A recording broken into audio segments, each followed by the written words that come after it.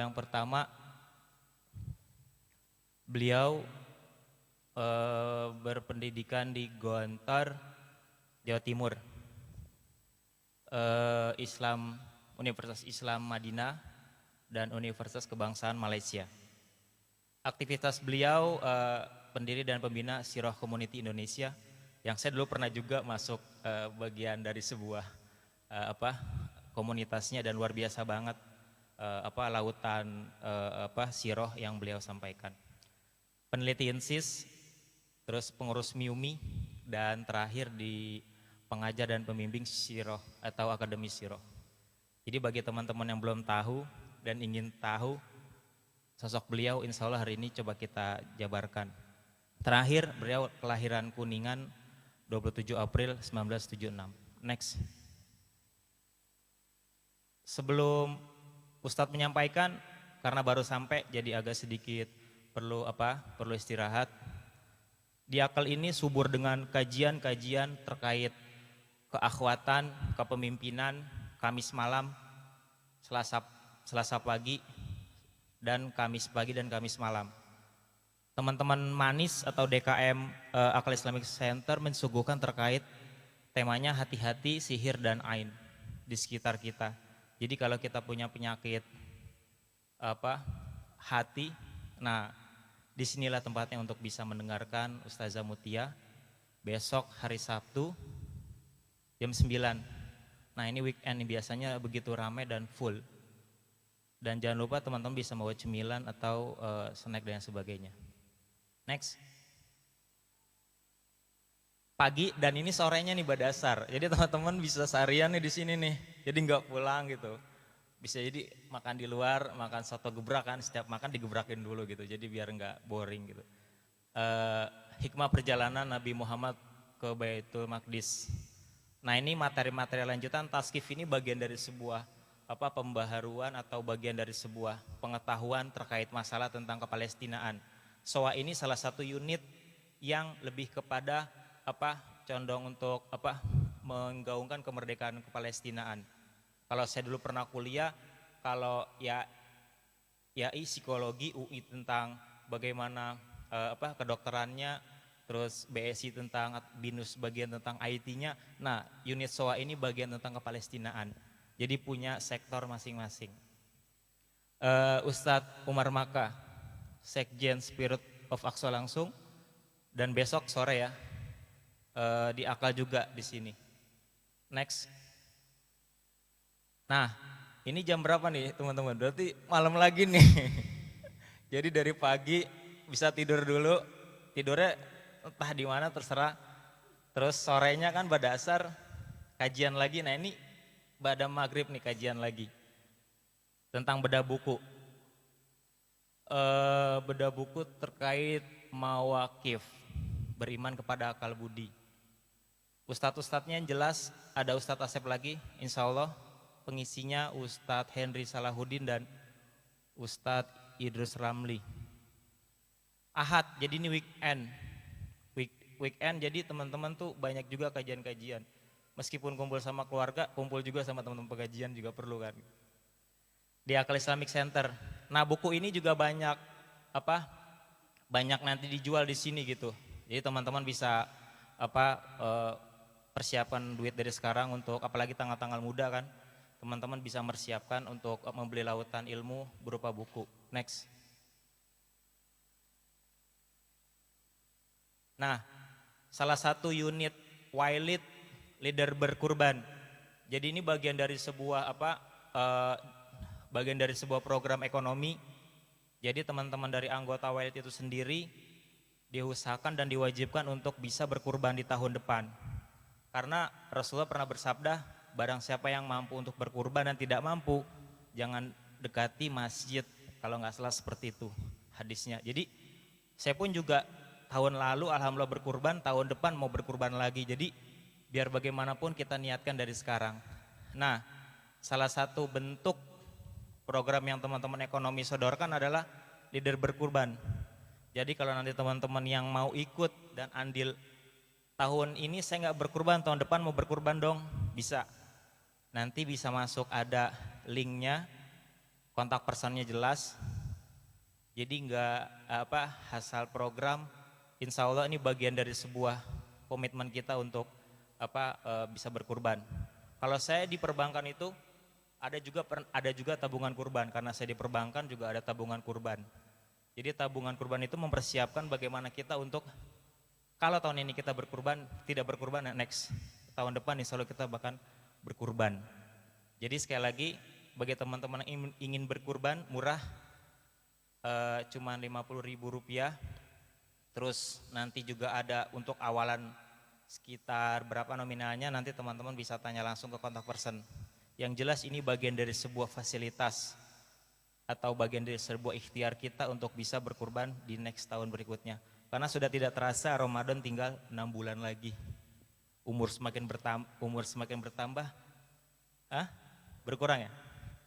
Usia semakin bertambah, ilmu belum punya apa-apa kan. Jadi kita harus minimal punya amalan-amalan yang bisa kita wakafkan juga. Next. Nah, salah satu pengurus Young Islamic Leader, Mas Rian akan menyampaikan sekilas tentang program Islamic Leadership Academy. Tafadhol. Assalamualaikum warahmatullahi wabarakatuh. Sekilas tentang program Islamic Leadership Academy. Ini merupakan program Young Islamic Leader tentang pelatihan kepemimpinan.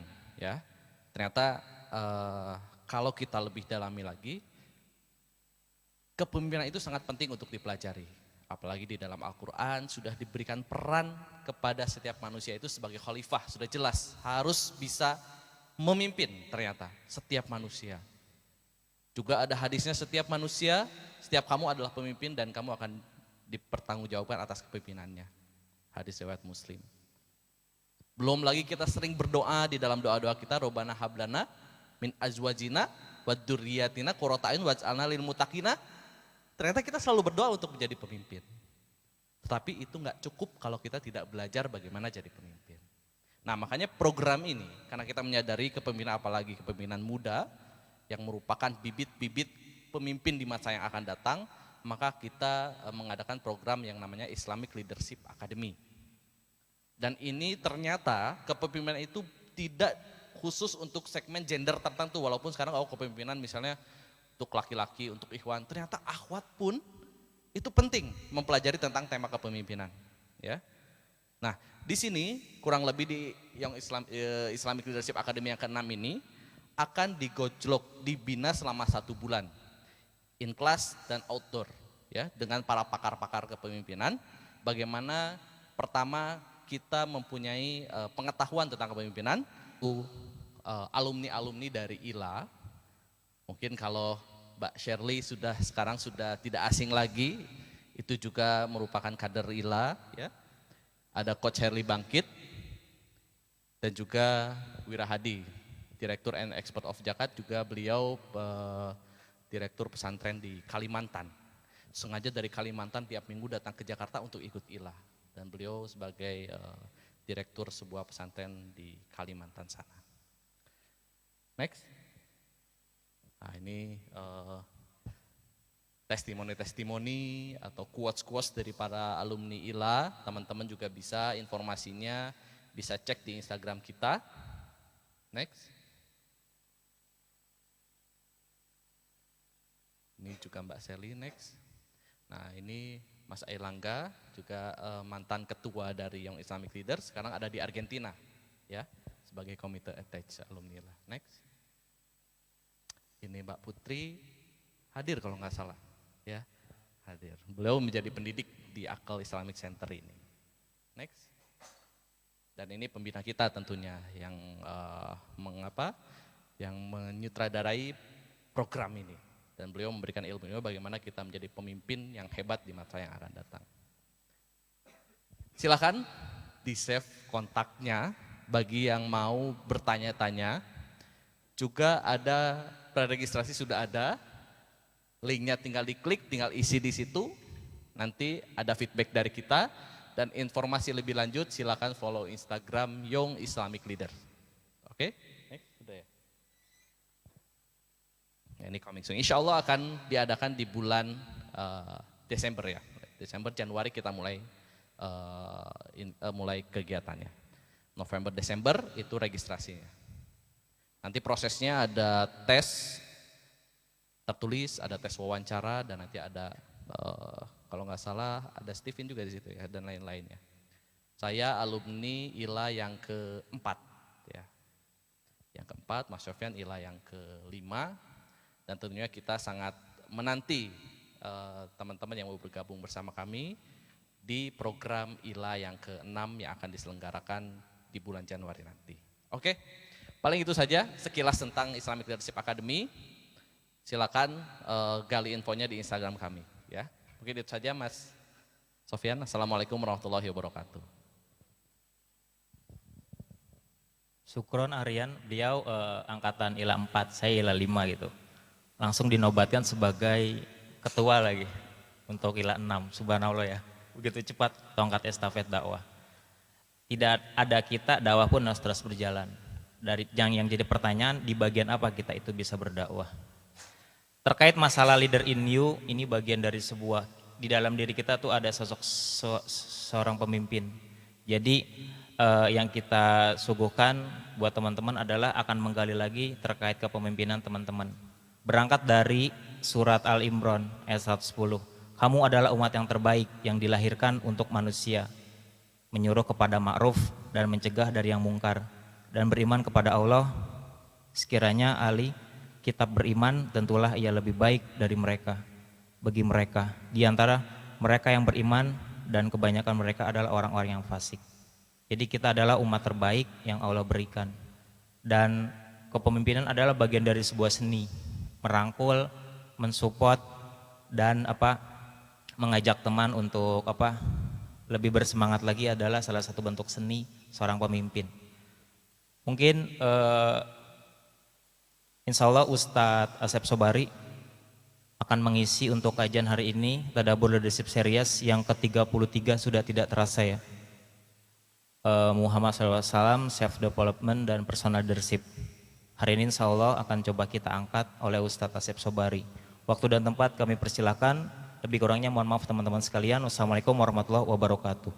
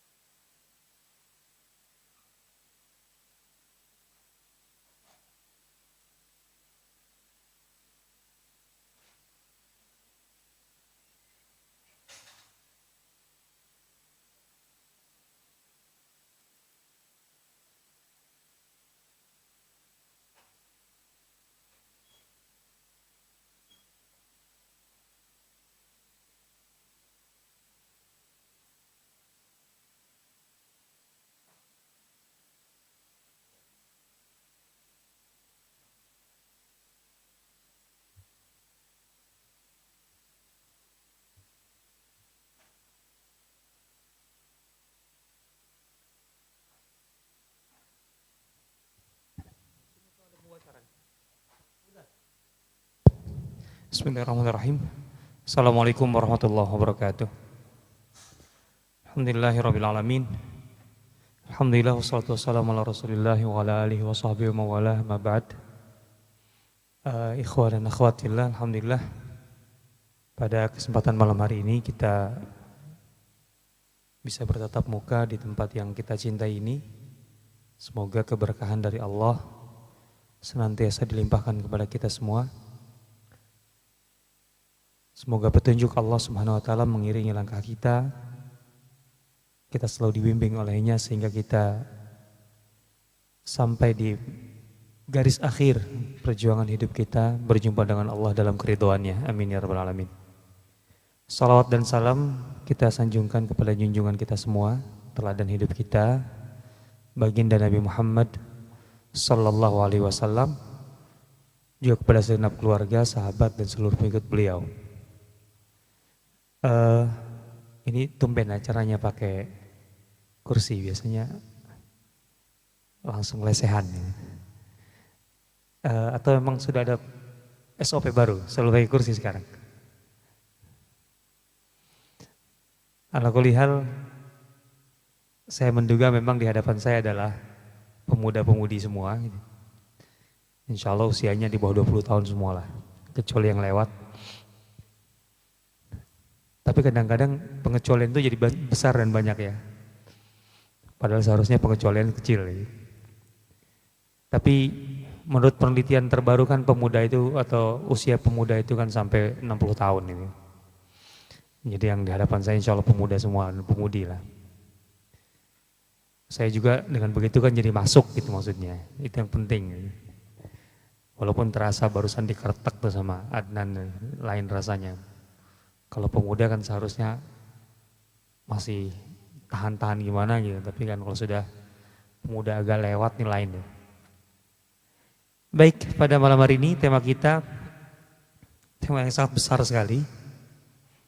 Kita membicarakan tentang salah satu sisi kepribadian Rasulullah SAW yang terkait dengan isu kepemimpinan. Kenapa saya katakan besar? Karena walaupun kepemimpinan adalah salah satu isu dari banyak isu yang terkait dengan Rasulullah SAW, tetapi melihat status Rasulullah SAW, kapasitas beliau, kedudukan beliau di tengah umat, maka semua yang terkait beliau bisa kita kaitkan dengan kepemimpinan. Beliau adalah pemimpin dalam segala hal. Dari ruang atau lingkungan terkecil sampai lingkungan terbesar, beliau adalah pemimpin. Maka kalau kita berbicara tentang kepemimpinan Rasulullah SAW, maka sebenarnya kita berbicara tentang segala hal yang terkait dengan Rasulullah, bisa dikatakan begitu. Selain aspek yang betul-betul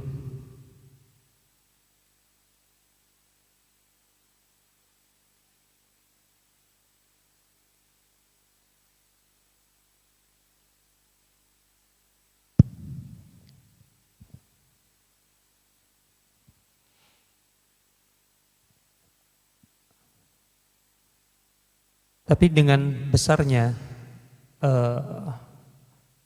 tema ini atau isu ini, kita coba untuk membahasnya dalam sebuah alur yang ringkas. Gitu.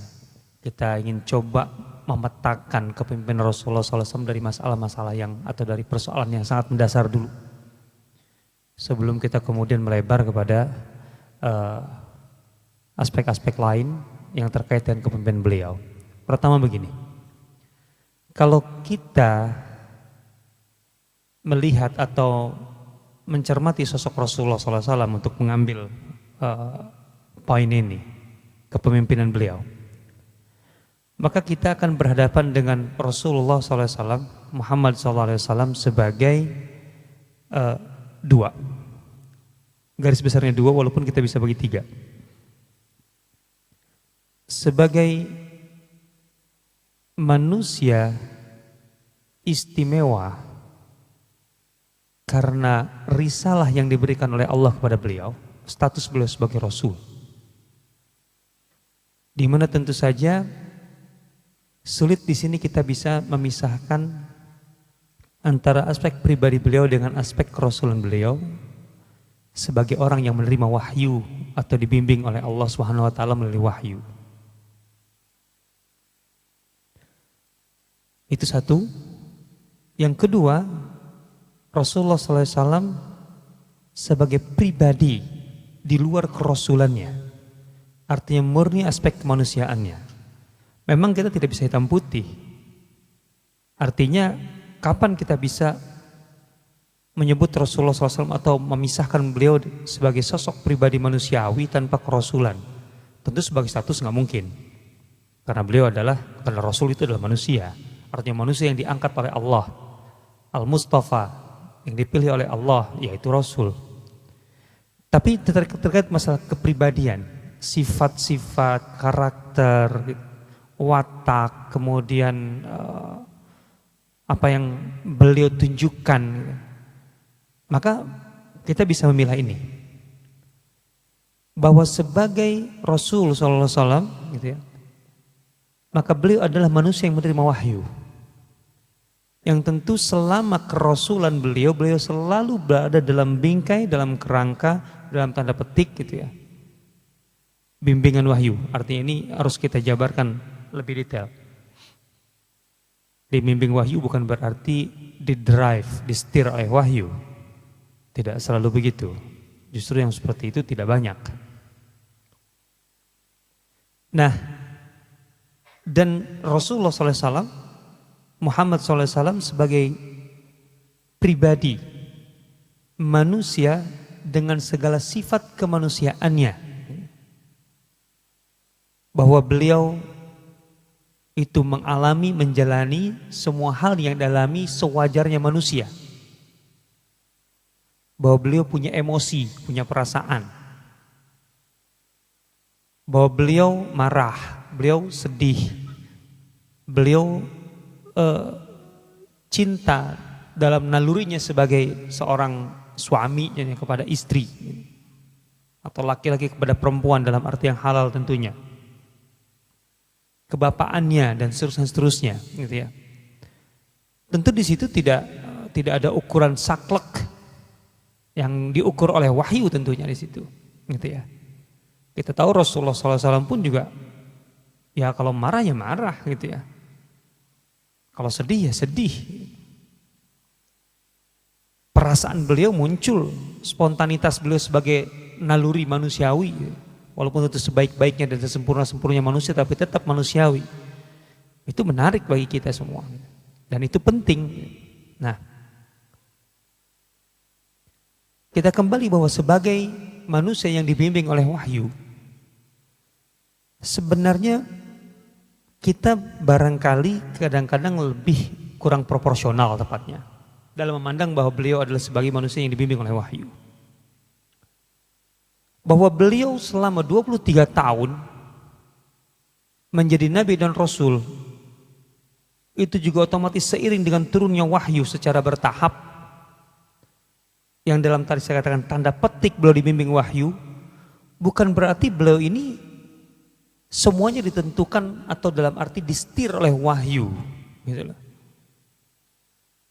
Bukan segala sesuatunya dibatasi oleh wahyu, enggak. Yang betul-betul seperti itu gambarannya sebenarnya tidak banyak. Atau katakanlah yang bisa masuk kita kategorikan sebagai khasais beliau, yang memang khas untuk beliau karena kerasulannya, itu bagaimanapun tidak banyak dibanding dengan keleluasan yang beliau miliki sebagai manusia bagaimana berinteraksi dengan wahyu. Nah ini dia, dua hal ini berbeda. Contohnya begini, Rasulullah SAW itu ketika beliau merencanakan penyerangan kota Mekah, namanya juga nyerang, berarti kan menyiapkan pasukan. Kalau menyiapkan pasukan, itu artinya kan sampai pada tahap kemungkinannya tempur. Dan kalau tempur itu artinya ya perang gitu ya. Sampai terjadi penumpahan darah, tentu lah, nggak mungkin nggak. Dan beliau nggak tanggung-tanggung waktu rencana menaklukkan Mekah itu, Fatu Mekah itu membawa 10.000, membawa 10.000 orang itu. Itu kalau tidak terjadi pertumpahan darah itu kan sulit. Orang rencananya nyerang kok dengan 10.000 orang. Pada masa itu satu kota Mekah aja tentaranya cuma 2.000 loh. Satu kota. Lah ini diserang oleh 10.000. Kebayang gak kemungkinan terjadi seperti apa? Nah intinya kan memang target beliau menguasai Mekah. Harus dikuasai Mekah. Makanya beliau menyiapkan pasukan dan pasukannya besar. 5 kali lipat dari jumlah pasukan Quraisy, penduduk Mekah asli. Nah, tetapi dalam perencanaan beliau, bagaimana rencana penaklukan Mekah dengan membawa pasukan sebesar itu tidak menimbulkan pertumpahan darah, yang berarti artinya beliau mau menaklukkan Mekah tetapi seminimal mungkin menumpahkan darah. Bayang gak itu? Ini gimana coba dalam pelaksanaannya? Kan gak mudah itu. Kalau kita mau berhadapan-hadapan tawuran gitu, bawa 1.000 orang kira-kira yang bonyok banyak gak itu? Kebayang kan? Artinya pasti kan banyak tuh, banyak itu. Kita harus menyiapkan ambulan berapa itu untuk itu. Jadi menyerang Mekah dengan membawa pasukan besar tetapi targetnya seminimal mungkin. Menumpahkan darah. Kalau bisa tidak terjadi perang. Kalau bisa tidak terjadi baku hantam. Coba bayangkan saja. Makanya cara beliau apa? Bagaimana rencana penyerangan ini teknisnya, betul-betul menjadi rahasia pribadi beliau. Artinya di sekitar beliau saja tidak ada yang tahu. Sahabat senior sekelas Abu Bakar saja tidak tahu rencana beliau kecuali ketika beliau sudah tinggal nyerang. Jadi rencana ini berbulan-bulan, artinya beberapa bulan sebelumnya. Tapi tidak ada yang tahu. Istri beliau yang paling dicintai sekalipun Aisyah itu nggak tahu. Aisyah itu nggak tahu. Sampai ada riwayatnya Abu Bakar itu masuk ke rumah Aisyah, rumah Rasulullah tentunya. Aisyah sedang merapikan, merawat perlengkapan perang beliau. Abu Bakar kaget, jangan-jangan nih, ada rencana apa nih? Maka Abu Bakar nanya kepada putrinya, Aisyah, emang Rasulullah bilang-bilang apa nih? Apa kata Aisyah? Enggak bilang apa-apa, hanya nyuruh aku membersihkan, merawat aja. Enggak lebih. Itu bayangkan, istri yang paling dicintainya aja enggak tahu rencana suaminya. Jadi kadang-kadang harus ada yang dirahasiakan dari istri sekalipun ya. Itu dia. Jangan semua dikasih tahu. Iya, setuju ibu-ibu? Yang mama setuju? Enggak ikut sunnah berarti. Itu Rasulullah. Nah. Kenapa demikian? Karena memang beliau tidak ingin ada keluar berita. Yang kemudian kalau sudah keluar, tentu ada aja potensi untuk bocor.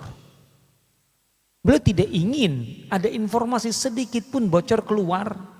Apalagi kemudian terserap oleh musuh. Sehingga Quraisy bersiap-siap. Kalau Quraisy siap-siap, pertempuran tidak bisa dilaka. Karena yang merencanakan dua pihak, kan itu. Yang merencanakan Rasulullah, otomatis lawannya juga, kan itu.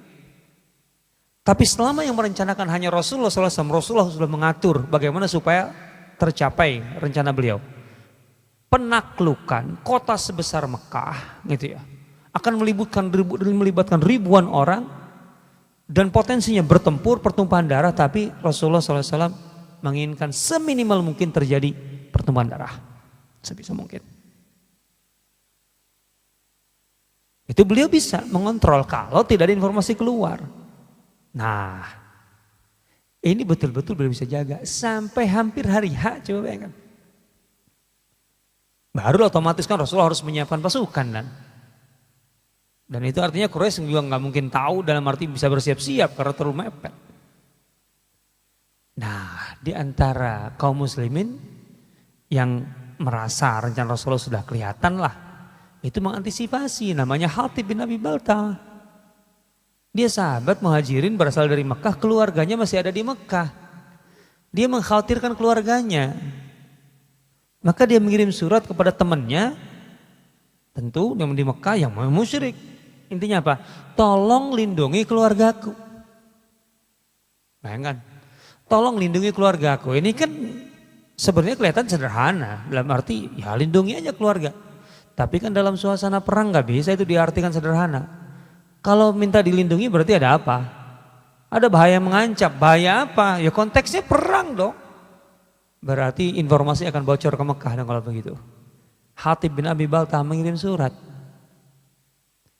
Rapi sekali. Surat ini dititipkan kepada atau dia meng-hire kurir. Kurirnya seorang wanita. Coba bayangkan. Rapi betul itu. Seorang wanita. Bayangkan, dalam perhitungan Rasul kan tidak ada yang tahu. Dan tidak mungkin ada informasi bocor.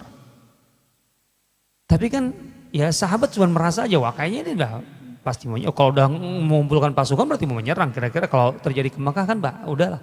Makanya Hatib mengirim surat begitu. Rasul nggak tahu kalau Hatib mengirim surat dan nggak ada yang tahu.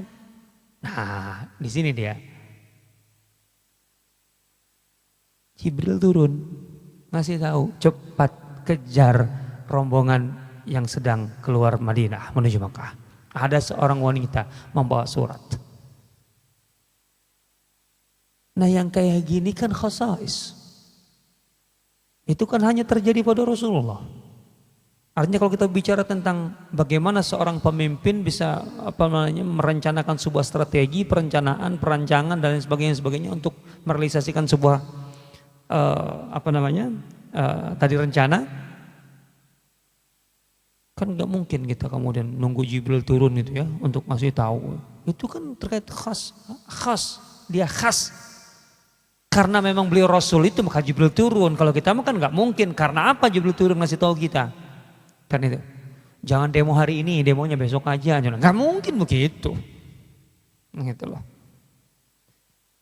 Artinya yang begini ini jarang, tidak banyak. Tidak banyak. Kalau Rasulullah SAW selalu di posisi seperti ini dengan alasan bahwa beliau Rasul, selalu dalam lindungan Allah dalam arti seperti ini ya pengertiannya, dibimbing Allah dalam seperti ini pengertiannya. Kan gak mungkin terjadi katakanlah seperti yang kita tahu di Uhud. Kalau memang akan terjadi dua babak, kan seharusnya Rasul mengantisipasi dari awal. Bayangkan di Uhud tuh malaikat turun gak? Turun gak? Turun. Tapi kenapa kaum muslimin dibantai? 70 orang dihabisi. Kan itu. Nah ini dia. Di Hunain. Bagaimana awal di perang Hunain? Kaum muslimin dibuat babak belur. Amburadul. Bagian depannya itu betul-betul kacau balau, mundur dan mengacaukan semua formasi pasukan muslim yang jumlahnya itu terbesar yang pernah dihimpun oleh Rasul. 12.000 pasukan. Kacau balau di Hunain itu. Wa yawma Hunainin idh a'jabatkum kasratukum fala tughni ankum minallahi syai'a. Pada peristiwa Hunain itu ketika kalian membanggakan, itu kan titik persoalan di sini, membanggakan jumlah kalian yang begitu besar. Sehingga kalian merasa tidak mungkin lan nughlaba min qillah, dengan jumlah seperti ini nggak mungkin kita kalah, nggak mungkin. Tapi ternyata apa? Falam tughni ankum syai'a, ternyata jumlah yang besar itu nggak ada artinya apa-apa. Habis kalian. Kocar kacir, formasi pasukan muslim itu berantakan. Rasul hanya bertahan dengan segelintir orang, gitu ya. Awalnya sekian puluh orang, kemudian ratus orang. Peperangan yang tadinya direncanakan menang dengan mudah karena kaum muslimin bisa membawa 12.000 pasukan. Ternyata hasilnya seperti itu di awal. Walaupun kita tahu bahwa kemudian kaum muslimin menang. Bayangkan. Perang ini dimenangkan oleh 1.500 orang atau 1.400 orang. 12.000 yang dibawa. Ternyata hasilnya Rasulullah memenangkan perang Hunain itu dengan 1.400. Bayangkan aja. Berarti yang 10.000 sekiannya tidak efektif, kan begitu? Nah itu sisi lainnya. Tapi kalau beliau selalu tadi bahwa setiap hal beliau itu memang sudah diarahkan oleh wahyu ya, nggak mungkin kan terjadi seharusnya. Ya iyalah, kan bisa diantisipasi dari awal. Makanya bahwa beliau itu dibimbing oleh wahyu itu harus kita beri tanda petik. Bukan berarti disetir oleh wahyu dalam segala hal. Dan memang itu tidak mungkin. Kenapa? Kalau itu kejadiannya, artinya semua yang terkait dengan semua aspek yang terkait dengan Rasulullah SAW, artinya beliau selalu dibimbing oleh Allah Subhanahu Wa Taala. Dalam arti ini, maka bagaimana kita menempatkan laqad kana lakum fi Rasulillahi uswatun hasanah. Dalam diri Rasulullah SAW ada keteladanan yang baik dalam surah Al-Ahzab.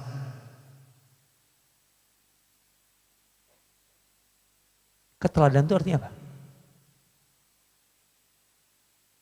Contoh, model yang bisa ditiru. Karena ketika Rasul ditempatkan jadi uswah, berarti memang intinya kan kita diminta oleh Allah Subhanahu wa taala untuk meniru Rasulullah karena Rasulullah adalah teladan, kan gitu kan? Ya kan, diposisikan sebagai teladan, sebagai modal itu untuk bisa ditiru kan? Ya kalau enggak kan repot. Ngapain? Apa arti keteladanan beliau kalau tidak bisa ditiru? Nah, ketika Allah Subhanahu wa taala menyatakan bahwa Rasulullah itu teladan, beliau diposisikan sebagai model, sebagai contoh, dan itu artinya kita harus meniru beliau. Berarti kan di situ ada kemungkinan bahwa, artinya kemungkinan di sini probabilitasnya ini, bahwa memang beliau itu bisa memungkinkan untuk ditiru, kan gitu artinya. Memungkinkan untuk ditiru. Nah kalau memungkinkan ditiru, berarti kan ini memang sesuai dengan kapasitas kita dong, sebagai yang meniru. Gitu loh. Bukan dalam kapasitas yang khas untuk beliau. Kalau beliau kita pandang selalu dibimbing Allah dalam arti tadi, bahwa segala sesuatunya, bahkan kalau ada apa-apa Jibril turun, kalau ada apa-apa malaikat langsung bantu, kalau apa-apa, kita gimana nirunya?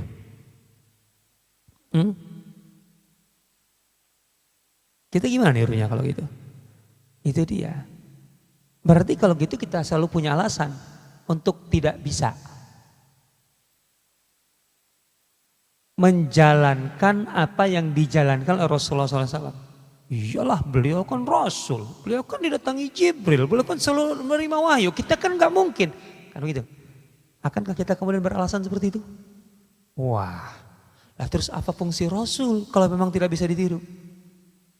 Beliau itu memang diutus oleh Allah, semua Rasul itu diutus Allah dari golongan manusia agar kitanya bisa mengikuti. Qul hadhihi sabili adu ilallahi ala basiratin ana wa man ittaba'ani. Ittaba'atu kan mengikuti, gitu loh. Kenapa Rasul itu tidak malaikat, bukan malaikat? Kan lebih heboh kalau malaikat. Susah kan orang nolaknya kan?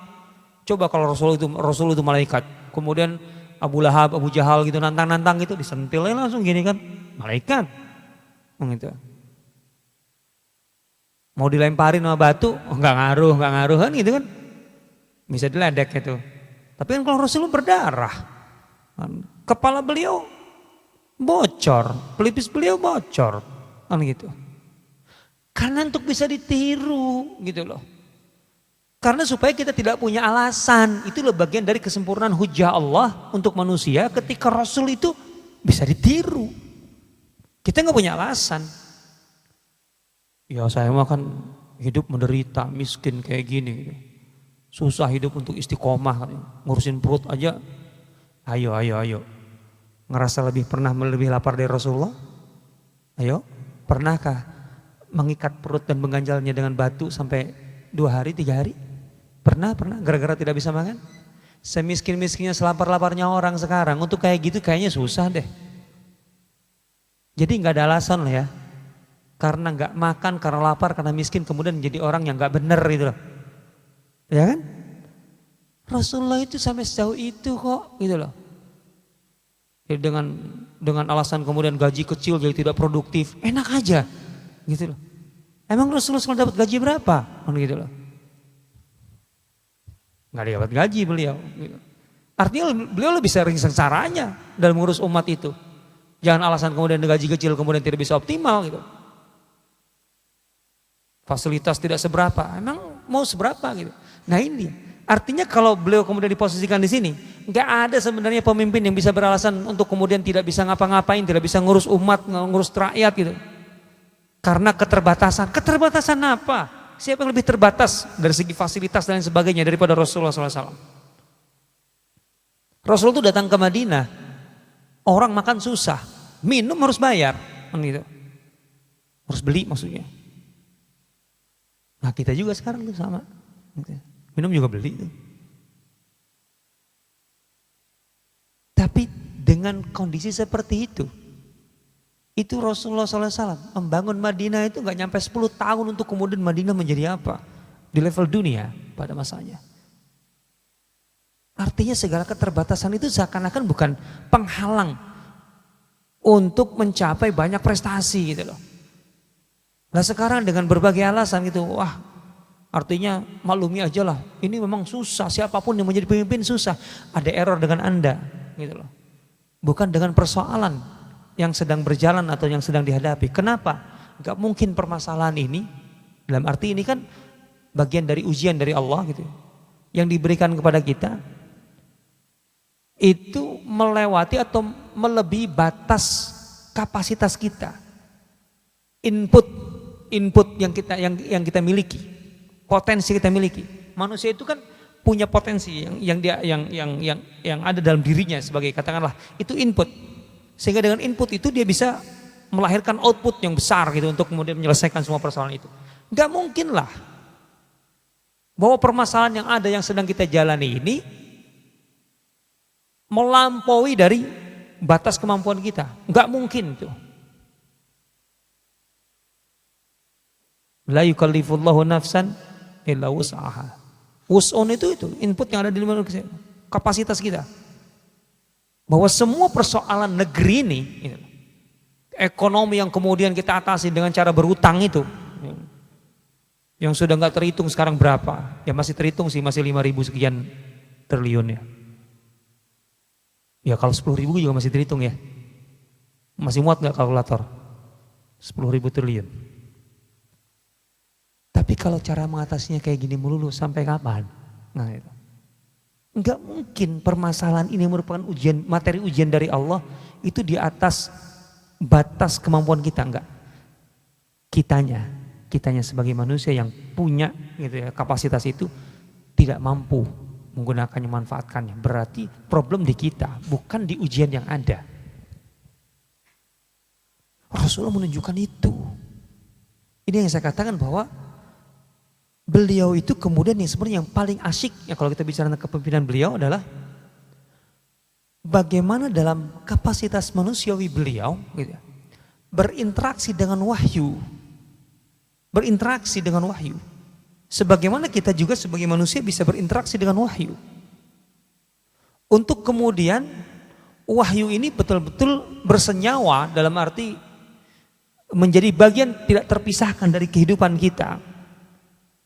Sehingga dia melandasi semua nilai, kemudian cara berpikir kita, kemudian menentukan perilaku kita, gitu, budaya kita dan seterusnya. Ini. Di sisi inilah yang paling menarik kalau kita bicara tentang kepemimpinan Rasulullah SAW. Dan sisi inilah yang kemudian dilanjutkan oleh para penerusnya, yang jelas bukan nabi. Para sahabat kan selebihnya di sini. Bagaimana mereka sebagai manusia biasa, bahkan otomatis bukan rasul, gitu. Tetapi sebagai didikan Rasulullah SAW sepenuhnya menerapkan yang kita sebut dengan manhaj Rasulullah itu. Sebagai manusia bagaimana berinteraksi sepenuh hati dengan wahyu Allah untuk kemudian menyelesaikan persoalan-persoalan hidup. Di sisi ini. Di sisi yang khasnya, yang khasaisnya itu, yang khasah bagi Rasulullah SAW itu oke lah. Semua, siapapun tidak akan bisa di level itu karena itu kekhususan bagi Rasul. Ditegur oleh Allah, diberitahu oleh Allah, itu makan memang karena memang beliau Rasul. Tapi kan tidak dalam semua case, dalam kasus tertentu saja kok, sedikit saja. Persoalan menghadapi persoalan istrinya yang dituduh selingkuh. Memang surah An-Nur turun sekian belas ayat kan untuk menyelesaikan masalah ini. Tapi apakah setiap persoalan rumah tangga Rasulullah diselesaikan dengan wahyu turun? Enggak. Kalau kita mau mendokumentasikan persoalan Rasulullah dengan istri-istrinya, dengan keluarganya banyak gitu. Dan itu tidak selalu, bukan tidak selalu, sangat sedikit yang betul-betul turun wahyu langsung menyelesaikan itu. Di luar itu yang menyelesaikan, ya beliau, kepribadian beliau sebagai manusia gitu. Yang berinteraksi dengan wahyu. Nah ini dia. Nah sisi ini. Maka kalau kita berbicara tentang kepemimpinan Rasul sebenarnya di sini letaknya. bagaimana kita kemudian menempatkan Al-Quran, menempatkan wahyu itu dalam kehidupan kita. Itu yang paling penting. Dan di sini letak keuswahan, kekudwahan Rasulullah SAW bagi kita. Dan itu tidak hanya berhenti pada persoalan-persoalan yang sifatnya praktis, perbuatan, tindakan. Itu sampai cara berpikir. Cara berpikirnya Rasulullah SAW itu menarik. Nah itu masalah mendasar bagaimana kita memposisikan Rasulullah dulu. Terkait khas dengan kepemimpinan beliau. Kalau bicara tentang kepemimpinan, saya ingin sedikit meluruskan sisi yang keliru atau katakanlah menempatkan secara seproporsional. Sesuatu yang kadang-kadang katakanlah dilebarkan tidak pada tempatnya. Rasulullah SAW itu identik dengan 4 sifat yang disebut dengan sifat wajib bagi Rasul. Yaitu apa? Siddiq, amanah, tabligh, fatanah. Ini yang sebagian para ulama menyebutnya sebagai sifat wajib bagi Rasul. Sifat ini adalah sifat modal sebenarnya. Lebih ke sana. Sifat modal. Terkait dengan apa? Dengan kebenaran kerasulan beliau. Bahwa sifat ini mutlak dimiliki beliau untuk membingkai atau menjaga kebenaran kerasulan beliau. Sebagai Rasul itu mutlak punya 4 sifat ini. Bahwa beliau adalah benar-benar utusan Allah. Siddiq itu artinya kan lawan dari kadzab. Sidq itu lawan dari kadzib. Artinya seorang Rasul itu tidak mungkin berdusta. Kan gitu intinya. Karena kalau sudah berdusta, udah cacat kerasulannya. Kan gitu. Amanah. Karena kerasulan itu artinya, Rasul artinya kan kurir. Penerima pesan gitu, untuk disampaikan kepada penerima akhir. Kan kurir begitu. Ini sederhananya ya. Berarti pesan itu sumbernya siapa? Allah. Penerima akhirnya siapa? Semua manusia. Kan gitu. Lah beliau ini yang diutus oleh Allah untuk menerima pesan ini untuk disampaikan kepada semua manusia. Maka beliau harus amanah. Mutlak itu harus amanah. Karena kalau tidak amanah, pesan ini gak sampai. Atau pesan ini cacat, sampainya gak 100%. Itu kan tidak amanah kan? Itu mustahil bagi Rasul itu. Makanya khianat menjadi mustahil. Lawan dari amanah itu khianat. Gitu kan? Itu mustahil bagi Rasul. Karena kalau beliau khianat, cacat. Ada berapa ayat dalam Al-Quran yang tanda petik merugikan Rasulullah? Yang merupakan teguran keras dan kecapan kepada beliau. Ada nggak? Ada. Ada. Ya ayuhan nabiyyu lima tuharrimu ma halallah. Hai Nabi, kenapa engkau mengharamkan sesuatu yang dihalalkan oleh Allah? Ayo. Tabtaghi mardata azwajik. Semata-mata untuk menyenangkan istri-istrimu. Ayo. Ini urusan rumah tangga padahal. Emangnya Rasulullah apa sih yang beliau haramkan sesuatu yang halal? Sebenarnya bukan dalam pengertian haramkan yang halal. Gitu. Kalau dalam pengertian kita. Gitu. Tapi kan beliau sebagai sumber hukum gitu, itu bisa diartikan seperti itu. Rasulullah itu suka banget madu. Suka madu. Beliau itu setiap hari itu akan mengunjungi istri-istrinya. Setiap hari akan mengunjungi.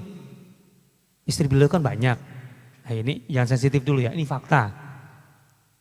Istri beliau itu kan banyak. Kalau kita berbicara tentang menggilir istri, itu kan terkait dengan malam. Menggilir itu malam. Tapi kalau siang, itu dikunjungi semuanya. Ya iyalah, kalau enggak kan istri beliau 9, ya masa kemudian 9 hari sekali baru ketemu gitu? Ya enggak lah. Orang rumahnya deketan kok. Satu klaster. Ya iyalah, kalau sekarang satu klaster emang di mana itu? Gitu loh. Ya enggak lah, satu komplek ya, satu komplek deh. Beda klaster. Maka beliau harian kan otomatis dong untuk sekedar menyapa, mendoakan, melihat keadaannya. Nah, sebagian istri beliau itu ngerti nih, supaya beliau kan semuanya kan pengen Rasulullah ketika datang ke rumahnya itu lama gitu duduknya. Supaya bisa agak tahan lama. Gimana caranya? Diberilah minuman yang paling disukai, madu. Lah minum madu kan gak kayak minum sirup, glek-glek selesai kan? Lama minumnya. Ya Rasulullah wajar aja minumnya lama kan. Lebih lama maksudnya daripada yang lain. Nah istri yang lain, loh kok lama di sana, di sini enggak, kan gitu. Ya itulah cinta, itulah cemburu, susah diukurnya. Di sini nggak ada wahyu yang turun nih, artinya nggak ada Jibril yang turun kemudian menyelesaikan ini, nggak ada. Itu akhirnya apa? Yang lain supaya kemudian kan mereka tidak punya madu yang sama yang kayak gitu, yang disukai Rasulullah SAW. Supaya kemudian tidak lama-lama caranya disindir. Ih bau kalau bahasa kita gitu.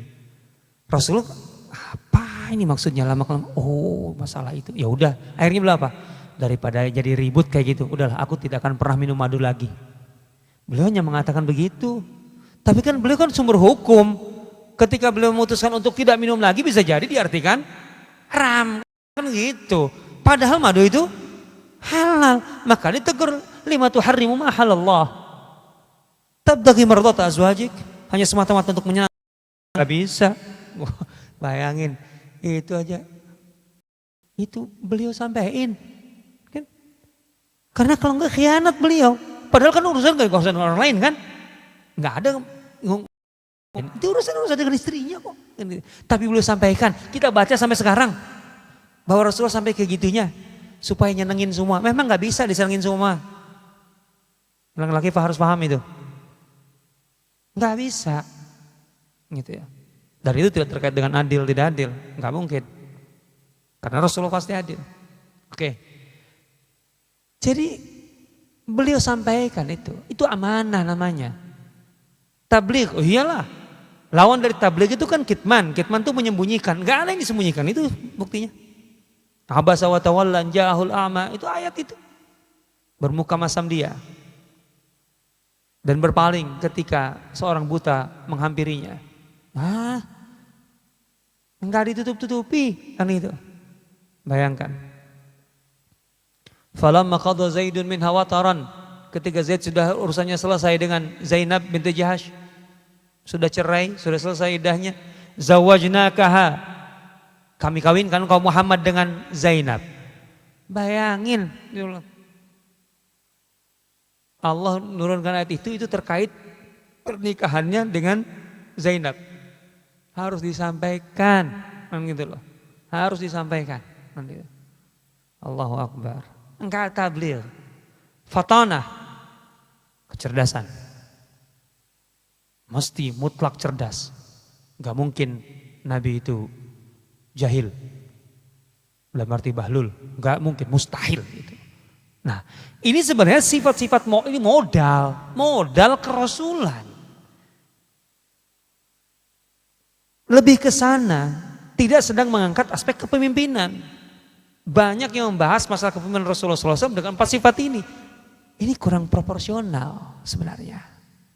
Karena 4 sifat ini memang dibutuhkan oleh seorang pemimpin. Tapi kalau kita bicara tentang kepemimpinan Rasulullah itu lebih luas dari 4 sifat ini.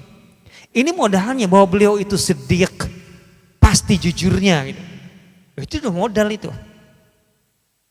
Tapi apakah bagi seorang pemimpin, kalau kita bicara pemimpin, kepemimpinan itu kan bukan sekedar status, bukan jabatan kepemimpinan itu, tapi kemampuan Ini performa seseorang dengan kapasitasnya untuk menyelesaikan persoalan-persoalan yang terkait dengan kepentingan publik, kan begitu. Namanya kepemimpinan. Berarti harus ada yang diselesaikan, harus ada yang dituntaskan, gitu. Emang orang jujur tuh otomatis bisa jadi pemimpin? Enggak. Emang semata-mata orang amanah itu kemudian bisa menyelesaikan masalah? Belum tentu. Belum tentu. Itu modal dia, betul. Gitu loh. Kalau orang itu selalu menyampaikan apa adanya, itu otomatis bisa menyelesaikan masalah kepemimpinan itu? Belum tentu. Gitu loh. Cerdas, dibutuhkan betul gitu. Tapi apakah setiap orang cerdas otomatis bisa menjadi pemimpin? Enggak. Banyak orang yang ini sifat dasar yang harus dimiliki, mutlak dimiliki pemimpin. Rasulullah SAW adalah seorang penyayang. Kata-kata beliau, hadis-hadis beliau tentang kasih sayang teramat sangat banyak. Kasih sayang, kelembutan, kan itu banyak ya. Yaitu rifq, lutf, apa lagi? Ketika Allah Subhanahu wa taala menjelaskan kepada kita semua sebagai umat beliau tentang siapa beliau, sifat yang mendasar yang beliau miliki, yang beliau sendiri tunjukkan dengan perbuatannya lebih banyak ketimbang dengan ucapannya. Yang beliau sendiri tidak pernah mengklaim bahwa beliau melakukannya. Dalam arti beliau seperti itu. Sampai-sampai Allah Subhanahu wa taala yang mengabarkannya kepada kita bahwa Rasulmu tuh begini loh. Kan ada beberapa ayat Al-Quran. Artinya Allah sampai perlu untuk mengabarkan langsung kepada kita bahwa Rasul atau Nabi kalian itu seperti ini. Karena beliaunya apa? Enggak mau mengungkapkan itu. Bahwa beliau mengklaim bahwa beliau begitu. Banyak.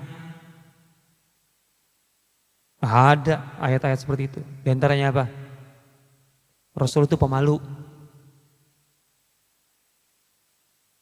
Bahwa beliau itu malu, sesungguhnya pemalu gitu terhadap dengan urusan pribadinya kalau teman-temannya masih ada gitu. Itu beliau enggak sampai bilang, ayo dong, aku gak enak nih, kalian masih ada. Wah itu susah itu kalau gitu. Rasul tuh pernah mengundang para sahabat untuk walimahan. Artinya beliau walimah, bernikah. Ya beliau namanya juga walimah. Ngundang orang banyak, memberi makan, makanannya apa adanya. Artinya sebenarnya kalau dimakan orang, ya cepat aja habisnya gitu. Tapi para sahabat ketika kumpul Rasul tuh seneng lama-lama gitu. Saking ingin, padahal mereka setiap hari dekat dengan Rasul ya. Tapi namanya juga orang cinta kan. Sekalinya ngumpul rame-rame dengan Rasul tuh pengen lama. Lah Rasul itu kan posisinya lagi walimah. Kan beliau ada urusan privatnya dengan istrinya kan. Itu sahabat lama banget itu ngumpul-ngumpulnya di rumah beliau. Lah beliau itu sampai keluar, keliling di Madinah. Berharap pulang-pulang tuh udah bubar. Ternyata gak bubar juga. Sampai Allah nurunkan ayat. Nurunkan ayat terkait dengan ini, menegur kaum muslimin. Kalau kalian dipanggil atau diundang Rasulullah, maka datanglah, hadirilah undangannya. Ghairu nadhirina inah. Tanpa harus menimbang, melihat-lihat apa sih yang dihidangkan, gak perlu, makan-makan aja. Fa idza ta'imtum, jika kalian selesai makan, bubarlah. Bubarlah. Kenapa? Rasul tuh malu, gitu loh. Ya nggak mungkin dia masuk ke dalam rumahnya kalian masih ada di situ di dalam di berandanya di apa masih ribut-ribut begitu, masih rame-rame. Kan? Dan gak mungkin dia kemudian ngusir kalian, pulanglah, aku kan ada urusan dengan istriku. Nggak mungkin. Makanya dia sampai keliling-keliling Madinah supaya pulang-pulang berharap kalian bubar, tapi kalian nggak bubar juga gitu. Maka bubarlah kan gitu. Rasul kalian tuh malu. Tapi Allah tidak malu. La yastah kan gitu. Sampai digitukan. Karena beliau nggak bilang aku pemalu loh, kan nggak begitu. Sebenarnya aku pemalu. Itu kan susah dibilang pemalu kalau orang kayak gitu. Itu satu. Dua, bahwa beliau itu sangat menyayangi mereka semua itu. Beliau menyuruh kita untuk menyayangi orang lain. Man la yarham la yurham, yarhamu man fil ardi yarhamkum man fis sama. Gitu kan. Beliau memberikan penjelasan ketika beliau menangis melihat sahabatnya sakit. Ketika ditanya ada apa-apanya Rasulullah, gitu kan. Ini rahmah, ini kasih sayang, ini ekspresi kasih sayang. Beliau hanya ingin menjelaskan bahwa itu bukan salah, menangis itu bukan bagian dari ratapan gitu ya. Terhadap musibah, enggak, aku tidak meratapi nasib, tapi ini adalah rahmah, kasih sayang, ekspresi kasih sayang dalam bentuk air mata yang berderai, kan gitu. Tapi bahwa aku tuh sayang kalian loh, sayang banget. Rasa kapan ngomong kayak gini? Sampai Allah mengatakan laqad ja'akum rasulun min anfusikum. Telah datang, telah hadir di tengah kalian, kepada kalian seorang rasul. Seorang rasul di antara kalian sendiri. Rasul ini gimana? Kalian harus tahu dia itu seperti apa terhadap kalian. Azizun alaihi ma'anittum. Setiap penderitaan, setiap beban hidup yang menggelayuti, memberatkan kehidupan kalian, itu memberatkan bagi dirinya.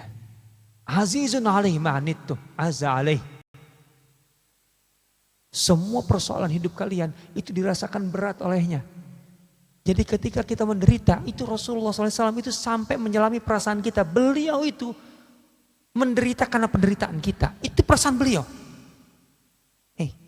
Bisa enggak kita sesayang-sayangnya kita kepada orang lain? Bisa enggak kita bisa merasakan apa yang dirasa, bahwa apa yang membuat dia sakit bagi saya itu lebih menyakitkan. Sulit itu perasaan itu. Ya mungkin ke satu dua orang bisa. Saking cintanya istri kan bisa lebih gitu kan. Kalau istri sakit, Dek, bagiku rasa sakitmu tuh ada di diriku. Aku lebih sakit karena sakitmu. Wah, kalau kayak gitu asik banget ya istri ya. Oh pasti itu. Oh pasti diapain lah gitu. Lah kan Aisyah kan mengatakan begitu. Setiap kali aku sakit, kata Aisyah, Rasulullah itu pasti sayangnya lebih-lebih padaku. Dari hari biasa, padahal hari biasa aja romantisnya minta ampun Rasulullah itu. Itu masalahnya. Kecuali makanya Aisyah tuh merasa aneh ketika beliau lagi dituduh selingkuh itu. Kok aku sakit gini pun Rasulullah kok rasanya agak datar-datar aja, agak garing gitu. Nah, karena nggak tahu kalau ada masalah lain kan gitu, selain bahwa beliau sakit. Jadi Rasul tuh begitu. Kalau ada umatnya, ini masalahnya. Kalau kita kan paling satu dua orang, ke istri, ke anak, laki-laki ya, atau ibu ke anaknya, ke suaminya gitu nggak? Oh gitu ya. Kalau suami sakit itu, aduh, ayah, aku lebih sakit darimu dulu karena sakitmu. Wah kan asik. Pokoknya malam ini asal engkau bisa tidur, nggak apa-apa aku pijit sampai kau tidur. Wah lah, asik banget kalau gitu ya. Aduh, susah itu. Bagaimana kalau itu ke 10 orang, 20 orang, 30 orang, 100 orang, 200 orang? Mana bisa. Rasul itu, kalau kita baca para sahabat yang mengungkapkan derita hidupnya, menjelaskan derita hidup, persoalan hidupnya pokoknya. Persoalan hidupnya, beban hidupnya, penderitaan hidupnya. Coba kita baca pernyataan pengalaman para sahabat terkait dengan penderitaan hidupnya. Ketika mereka di zaman Rasulullah, mereka selalu merasakan bahwa Rasulullah itu memberikan perhatian lebih kepada dia. Baca penuturan Jabir bin Abdullah, baca penuturan seorang Bilal bin Rabah, baca penuturan Salman Al-Farisi yang ketika masih diperbudak oleh orang Yahudi yang pelit itu. Baca siapa lagi? Ka'ab bin Malik ketika dikucilkan. Baca, coba bayangkan. Jarir bin Abdullah Al-Bajali itu jauh setelah Rasulullah wafat di masa Ali bin Abi Thalib. Otomatis sudah ada tabi'in. Dia dekat dengan Ali. Ada orang yang iri kedekatannya dengan Ali. Orang ini bukan sahabat. Sehingga dia namanya juga iri gitu ya. Artinya sikapnya kepada Jarir itu namanya iri lah gitu ya. Pasti nggak mengenakan gitu. Kalau ketemu tuh nggak pernah berkata pakai wajah yang menyenangkan, ceria, boro-boro. Maka Jarir itu bilang begini, kamu tuh alasan kamu apa bersikap seperti itu kepadaku? Kamu tuh nggak ada alasan untuk membenci aku tuh nggak ada alasan, tahu nggak? Semasa aku hidup bersama Rasulullah SAW, Tahu nggak? Kamu harus tahu. Setiap kali Rasulullah berjumpa denganku, beliau pasti tersenyum padaku. Bayangkan, seorang sahabat begitu terkesan karena kalau berjumpa Rasulullah, pasti Rasulullah itu menunjukkan wajah bersih dan tersenyum padanya. Bagi sahabat itu terlalu berarti. Dan bagaimana Rasulullah selalu setiap kali bertemu. Coba bayangkan, Rasulullah aja sepanjang hidupnya kalau ketemu denganku pasti dengan wajah berseri dan senyum padaku. Engkau pantas memperlakukan aku seperti itu, padahal Rasul aja senyum padaku, kan gitu. Maksudnya begitu kan. Coba bayangkan, disenyumi aja kan udah, ya iyalah disenyumi Rasulullah loh masalahnya. Kan penuh arti senyuman beliau kan. Lah ketika Rasulullah senang pada seseorang, artinya kan selesai, dia kan kelar kan, sudahlah. Gitu lah. Gak usah ngomong-ngomong apa-apa. Lah bagaimana dengan seperti Salman Al-Farisi? Begitu merindukan Rasulullah SAW di Madinah, sampai datang duluan ke Madinah, merelakan dirinya jadi budak karena gak punya duit. Akhirnya udahlah, aku yang penting bisa ke Madinah, jual aja aku sebagai ongkosnya. Dijual jadi budak Yahudi, pelit, jahat lagi. Saking rindunya kepada Rasulullah. Rasulullah datang, dia masuk Islam, tapi dia statusnya budak. Gak bisa dekat dengan Rasulullah, gak bisa berjuang bersama beliau. Badar lewat, Uhud lewat, dan Rasulullah tahu itu. Maka Rasul bilang, Salman, katib ya Salman. Salman, ayo buat perjanjian dengan Tuhanmu untuk membebaskan dirimu. Salman kan bingung, aku membebaskan diri dengan apa? Itu kan pasti masalahnya urusannya duit. Lah dia aja budak. Bingung dia. Kemudian ketemu lagi, Salman, sudah? Belum, kata Rasulullah. Katib ya Salman, ayo buat perjanjian. Dengan apa ya Rasulullah? Lakukan aja dulu. Kalau gitu. Sampai Salman akhirnya buat perjanjian. Ya Allah, perjanjiannya kalau tahu itu panjang sih. Tapi intinya apa? Berat dan mustahil untuk bisa diselesaikan oleh Salman. Tapi kemudian Rasulullah mengatasinya, menyelesaikan. Langsung beliau yang turun tangan sehingga selesai. Ini Rasulullah itu kepada semua orang. Salman itu sebatang kara. Ketika sebatang kara, dia orang Persia kok di situ. Salmanu minna al-bait. Salman keluargaku, keluarga Muhammad. Coba bayangkan di aku kayak gitu. Apa enggak asik loh ya? Pendatang sebatang kara, enggak ada siapa-siapa kemudian diakui. Enggak, ini keluarga aku. Gitu. Bukan asik kalau kayak gitu kan. Selesai hidup kan sebenarnya. Di aku keluarga Rasulullah gimana sih? Nah ini dia. Jadi bisa dibayangkan ini. Setiap orang tuh begitu. Maka Allah mengatakan azizun alaihi ma'anittum. Setiap penderitaan yang kalian alami itu akan dirasa berat olehnya. Harisun alaikum. Dia sangat menginginkan kebaikan untuk kalian. Artinya apa yang bisa membuat umatnya itu lebih baik itu akan lebih lo lakukan. Makanya kata Aisyah apa? Rasulullah SAW itu kalau diberi pilihan oleh Allah tentang suatu persoalan, diberi pilihan untuk melakukannya. Dan itu terkait dengan umatnya, maka beliau akan memilih yang termudah, teringan. Padahal beliau itu kan kalau untuk pribadinya akan mengambil yang terberat kan. Oh iya dong. Kalau untuk pribadi beliau akan mengambil terberat. Ketika diberi pilihan oleh Allah mau tambah umur atau mau mati sekarang. Mati sekarang. Bayangkan. Maksudnya tambah umur itu bukan sekedar tambah umurnya.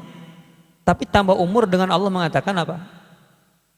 Engkau diberi kunci-kunci dari semua pundi kenikmatan dunia.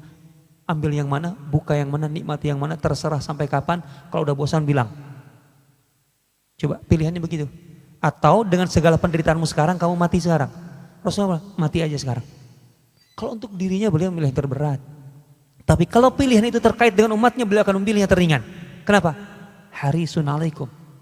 Supaya umatnya mendapatkan yang paling ringan. Coba bayangkan ini. Mana ada di antara kita yang berpikir itu. Kalau bawaannya ke orang lain itu, apa sih yang membuat dia paling enak, paling nyaman, paling ringan? Kan itu, asik kan dalam hidup itu. Kalau pertimbangan kita dalam pergaulan seperti itu, kan luar biasa. Nah, itu. Ketika Rasulullah SAW sebenarnya memimpin para sahabatnya ke Badar, beliau itu kan berada di belakang, tidak berada di depan. Beliau melihat para sahabatnya sedang berjalan di depan sana. Waktu ke Badar itu jumlah mereka kaum muslimin waktu itu 300 sekian. Onta yang ada itu cuma 70. Jadi satu onta itu bisa bergantian 3-4 orang. Begitu juga Rasulullah SAW. Rasulullah itu bergantian dengan Ali dan Abu Lubabah. Dalam riwayat lain dengan Marsad bin Nabi Marsad al-Ghanawi. Bergantian naik onta. Lah beliau Rasul mereka, pemimpin mereka, bergantian juga. Jarak 150 km bergantian 3. Berarti kan naik ontanya cuma 50 km. Kalau kita ambil rata-rata. 100 km-nya jalan kaki. Ketika Rasulullah naik itu duluan, itu dibawa Abu Lubabah dengan Ali itu bisik-bisik. Abu Lubabah dengan Ali bisik-bisik. Apa kata mereka? Nanti kalau masanya Rasulullah turun dan giliran kita yang naik di antara kita, jangan ada yang mau ya. Ya iyalah, masa mau? Kebayang nggak? Masa Rasulullah turun jalan kaki, kemudian salah satu di antara sahabat naik di unta, di situ ada Rasulullah jalan kaki, kan nggak kebayang tuh. Makanya Abu Lubabah dengan Ali begitu, ngomong berdua bisik-bisik. Istirahat, giliran tuh gantian. Kata Rasulullah, naik satu orang di kalian. Kata Ali dan Abu Lubabah kompak, enggak ya Rasulullah, kami yang berjalan, engkau yang di atas kendaraan. Kata Rasulullah, naik. Kata mereka, enggak. Apa alasan kalian? Ada argumentasi sekarang. Apa alasan kalian? Kalian berpikir lebih kuat dariku? Enggak. Kalian berdua tidak lebih kuat dariku. Aku masih lebih kuat untuk jalan kaki. Kalau masalahnya kuat. Oke. Atau kalian pikir karena kalian ingin pahala lebih besar, karena dengan lebih berat jalan kaki, otomatis ya effortnya lebih besar, pahalanya besar. Aku juga masih ingin pahala. Mau apa kalian? Terpaksa naik salah satu, ya nggak ada alasan, lu gimana? Ada argumentasi. Coba. Beliau itu begitu, akan mengambil yang teringat. Enggak ada. Ya kan sebagai pemimpin. Beliau nggak begitu. Dan ketika beliau berjalan ke Badar itu dan melihat para sahabat, kan sebagian jalan kaki, gontai mereka jalannya. Lah iya, ini tahun kedua loh. Bulan Ramadan lagi, tahun kedua. Tahun kedua itu artinya apa? Madinah itu boro-boro persoalan perut udah selesai. Para sahabat tuh masih kelaparan, hari-hari makan susah. Apalagi ini bulan puasa, gontai mereka. Pakaian apa adanya gitu ya. Rasulullah melihat itu apa? Dari belakang beliau, sambil melihat para sahabatnya. Itu kemudian berdoa, Allahumma innahum jia'un fa'ashbihum. Ya Allah, sesungguhnya mereka itu kelaparan. Ya Allah, kenyangkanlah perut mereka. Allahumma innahum auratun faksuhum. Ya Allah, itu mereka, sahabat-sahabatku, pakaiannya tidak cukup untuk mereka, maka cukupkan pakaian mereka. Menarik loh doa ini. Dari redaksinya terlalu menarik kalau menurut saya. Pertanyaannya begini, Rasulullah sendiri kelaparan gak waktu itu? Sama dengan sahabat para kelaparan gak? Iya, bahkan kaidahnya begini. Kalau sahabat lapar, Rasulullah pasti lebih lapar dari mereka. Dan kalau sahabat kemudian ada makanan, mulai kenyang atau ada makanan, maka beliau orang paling terakhir untuk kenyang. Itu kaidahnya. Itu kaidah Rasulullah SAW. Rasulullah juga pakaian belum cukup. Tapi ketika melihat para sahabat yang berjalan gontai seperti itu, lihat ini doanya. Allahumma innahum. Ya Allah, sesungguhnya mereka. Kenapa enggak ya Allah sesungguhnya kami? Kenapa? Kan yang tepat kan sesungguhnya kami kan. Tapi bagi Rasulullah apa? Ya Allah, kalau aku sih enggak perlu. Aku sih enggak penting. Yang penting mereka aja. Allahumma innahum. Ya Allah, rakyatku ya Allah. BPJS-nya naik ya Allah. Kan itu. Berat ya Allah. Kan gitu seharusnya. Ya itu artinya bikin kebijakan yang benar gitu loh kan. Allahumma innahum. Ya Allah, sesungguhnya mereka. Sesungguhnya mereka. Ini pemilihan kata ini menarik. Rasulullah itu lapar. Tapi apalah ya Allah, mereka. Kenyangkan perut mereka. Cukup mereka. Saku sih udahlah. Segini juga gak apa-apa. Ya Allah ya Rabbi. Harisun alaikum. Jangankan kepada yang beriman loh. Jangan kepada yang beriman. Rasulullah SAW itu ketika disakiti di Mekah, kemudian dalam tempat tanda petik lari ke Taif, mencari perlindungan, mengajak orang Taif, ternyata diusir juga dari Taif, dilempari batu berkilo-kilometer. Betapa sakitnya beliau. Sampai beliau kemudian mengadu kepada Allah, Allahumma inni ashku ilaika dha'fa quwwati. Ya Allah, aku adukan kepadamu kelemahanku, wa qillata hilati, dan terbatasnya upayaku, wa hawani 'alan nas, dan ketidakberdayaanku menghadapi manusia itu. Ya Allah, sesungguhnya kepada siapa engkau hantarkan aku, siapa yang akan menerimaku? Apakah kerabat-kerabatku yang dekat itu yang kemudian mengusirku, atau ila ba'idin, orang-orang jauh ini, orang Taif yang kemudian juga melempariku? Ya tajahamunani. Ya Allah, ya Allah, ya Allah, ya Allah. Begitu. Itu Allah sampai ngutus malaikat gunung bersama Jibril. Sampai Jibril berkata, ya Rasulullah, itu malaikat gunung di atas sana, dia belum pernah turun sedekat ini. Berarti ngatur gunungnya dari atas, jauh atas banget ya. Dia menunggu perintahmu. Jadi malaikat gunung itu diperintahkan oleh Allah untuk turun untuk menunggu perintah Rasulullah. Perintah maunya Rasulullah apa?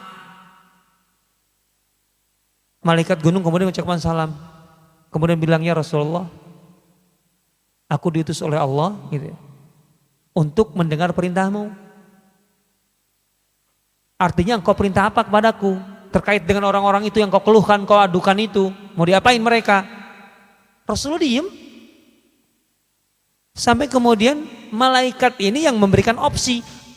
Atau gini saja, in syi'ta la utbiqanna 'alaihimul akhsyabain. Kalau engkau mau ya Rasul, artinya suruh aku aja. Ini opsi dari aku. Kubalikan 2 gunung itu ke atas mereka ya. Coba bayangkan. Selesai kan? Kan itu biangnya kan yang membuat engkau mengeluh sampai didengar oleh Allah kan itu kan. Membuat kalian mengeluh itu apa sih? Mau diledakkan 1 gunung untuk selesaikan itu? Coba, dan asik ya kalau malaikat gunung nawarin gitu ya. Lah yang kayak gini baru nih, ini khasais ini. Kan kita nggak mungkin malaikat gunung datang. Kan gitu. Mau gunung mana yang mau diledakin? Gunung Salak? Gitu. Siapa yang punya urusan? Wah kan gitu. Nah, apa kata Rasulullah? Enggak. Kalau mereka yang sekarang masih menolakku, memusuhiku, maka aku masih bisa berharap. Mereka akan melahirkan generasi anak-anak mereka yang akan kuajari sehingga mereka beriman padaku. Artinya akan kusabari mereka. Kalau enggak mereka yang beriman, maka anak-anak mereka. Kalau kalian habisi dengan menimpakan gunung, kan habis sudah, enggak mungkin ada anak lagi. Enggak. Ya Allah, sampai segitunya Rasulullah. Harisun alaikum. Betapa beliau itu pengen betul jadi mendapatkan hidayah. Yang sudah dapat hidayah kemudian dekat kepada Allah, yang kemudian dicintai Allah, pengen beliau begitu. Sampai apa sih beliau bisa korbankan, beliau lakukan? Sampai beliau ditegur oleh Allah kan? Ketika beliau itu melakukan aktivitasnya dengan berharap semua orang bisa beriman. Sampai Allah tegur, enggak bisa. Walau harasta. Seberapa besar ambisimu untuk mengimankan mereka, enggak mungkin. Enggak mungkin mereka semua beriman. Kenapa? Karena Allah sudah menetapkan ada yang beriman, ada yang ingkar. Gitu. Ketika beliau berlumuran darah, kepala beliau itu berlumuran darah. Lukanya banyak di pipi, di tulang pipi. Ada 2 mata rantai yang menembus ke dalam dan tidak bisa dicabut oleh tangan. Pelipis beliau juga terluka, kepala beliau bocor. Berdarah muka beliau itu. Rasulullah sampai berkata apa? La yuflihu qaumun. Gak mungkin akan baik, artinya pasti binasa kaum yang memperlakukan nabinya seburuk ini. Kemudian beliau berdoa, ya Allah binasakan mereka. Tapi itu kemudian beliau ralat. Ketika beliau kemudian tenang, beliau meralat langsung, ya Allah aku sudah mendoakan mereka binasa. Enggak. Beliau ralat apa? Allahumma gfir li qaumi fa innahum la ya'lamun. Ya Allah, berilah hidayah sehingga engkau mengampuni kaumku itu, sungguhnya mereka belum cukup mengerti. Allahumma gfir li qaumi, ini pemilihan kata. Dalam bahasa Arab penting sekali. Kalau Rasul mengatakan Allahumma gfir lahum, Itu masih sederhana, artinya ya Allah ampuni mereka. Tapi ketika Rasul mengatakan Allahumma gfirli qaum, ya Allah itu bukan orang jauh, itu kaumku. Ya Allah yang menyakitinya, lo bayangkan. Yang menyakitinya digitukan, coba bayangkan. Apalagi kita yang mencintainya. Kalau tahu kita itu seperti apa sih yang diinginkan oleh Rasulullah terhadap kita. Kalau kita tahu betapa sayangnya beliau pada kita. Rahmah. Harisun alaikum bil mu'minina ra'ufun rahim. Ini yang mendasari kepemimpinan beliau itu ini. Maka semua kebijakan beliau, nah kalau kebijakan benar kebijakan. Semua kebijakan beliau berdasarkan ini, berdasarkan rahmah, kasih sayang. Kalau pemimpin tidak punya kasih sayang, kalau pemimpin tercerabut kasih sayang dalam hatinya, hancur pemerintahannya, negaranya, rakyatnya. Karena pasti kebijakan-kebijakan itu betul-betul steril, hampa dari kasih sayang. Dan itu menyakitkan. Kalau seorang pemimpin itu penyayang, kan gak mungkin kita dibuat susah kan? Ya, merasa susah atau merasa gampang? Itu pertanyaannya. Pertanyaan sekarang.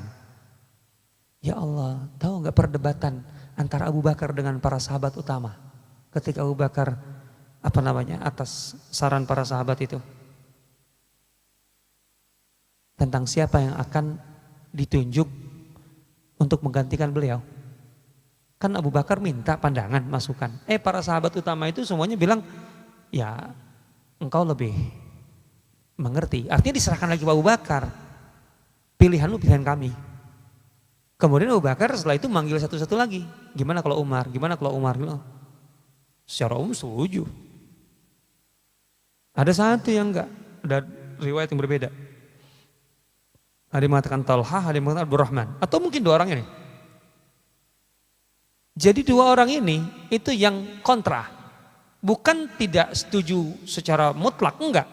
Mempersoalkan satu titik dari Umar. Artinya Umar itu oke, segalanya oke. Cuman ada satu titik yang kami ragu bahwa Umar layak menjadi pemimpin karena punya sifat ini. Apa? Bagaimana dengan kerasnya Umar itu? Keras dalam arti apa? Sulit dirasakan oleh orang bahwa dia penyayang. Orang lihat Umar tuh susah, bahwa dia tuh penyayang tuh. Tampangnya aja susah udah. Iya, melihat Umar itu susah, kalau dia tuh penyayang, masa kayak gini tampangnya, itu gak percaya orang. Umar dengan karakternya, dengan wataknya itu bisa menjadi penghalang bagi rakyat untuk mengakses Umar. Karena apa? Menghadap Umar itu ketakutan duluan. Sehingga orang tuh sulit akan menyampaikan persoalannya, gitu loh. Dan itu cacat dalam kepemimpinan. Kalau ada seorang pemimpin susah diakses oleh rakyatnya, itu bagi mereka cacat. Tidak layak menjadi pemimpin. Nah sekarang mau jadi aturan, protokoler. Gak bisa mengakses pemimpin dengan sembarangan kan? Ada apa ini? Ada nilai yang tergerus di sini, Mbak. Jadi mereka persoalan itu. Kenapa? Karena Umar itu dirasa oleh orang keras. Orang susah mau ngadu apa-apa ke Umar itu. Takut duluan. Jadi yang dipersoalkan apa? Rahmah. Umar kurang penyayang. Sampai Abdurrahman itu bilang gini. Abu Bakar, bagaimana engkau akan menjawab pertanyaan Allah kalau Allah bertanya padamu? Kenapa engkau angkat orang yang sulit gitu ya, dirasakan punya kasih sayang? Kata Abu Bakar apa? Aku akan jawab kepada Allah, aku telah memilih orang terbaik di antara mereka. Bayangkan. Jadi penghalang itu kasih sayang. Ini kan terkait dengan suksesi kepemimpinan. Rahmah itu mutlak. Gitu loh.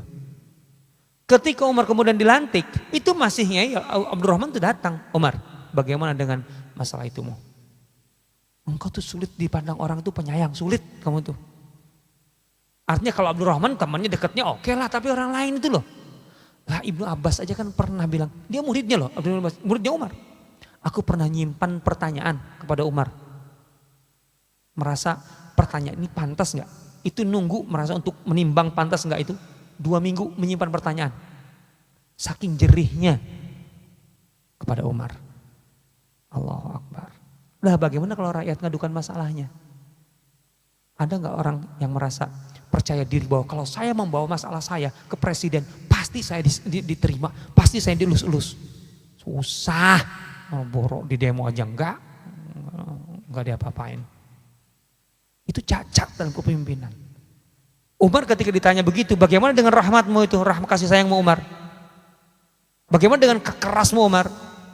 Apa kata Umar? Aku sudah memohon kepada Allah, aku sudah berdoa agar kekerasanku itu diletakkan oleh Allah kepada mereka yang bermaksiat kepadanya, dan sayangku diberikan kepada mereka yang taat padanya. Wah, jadi kalau kalian gak salah, kalian akan merasakan sayangku.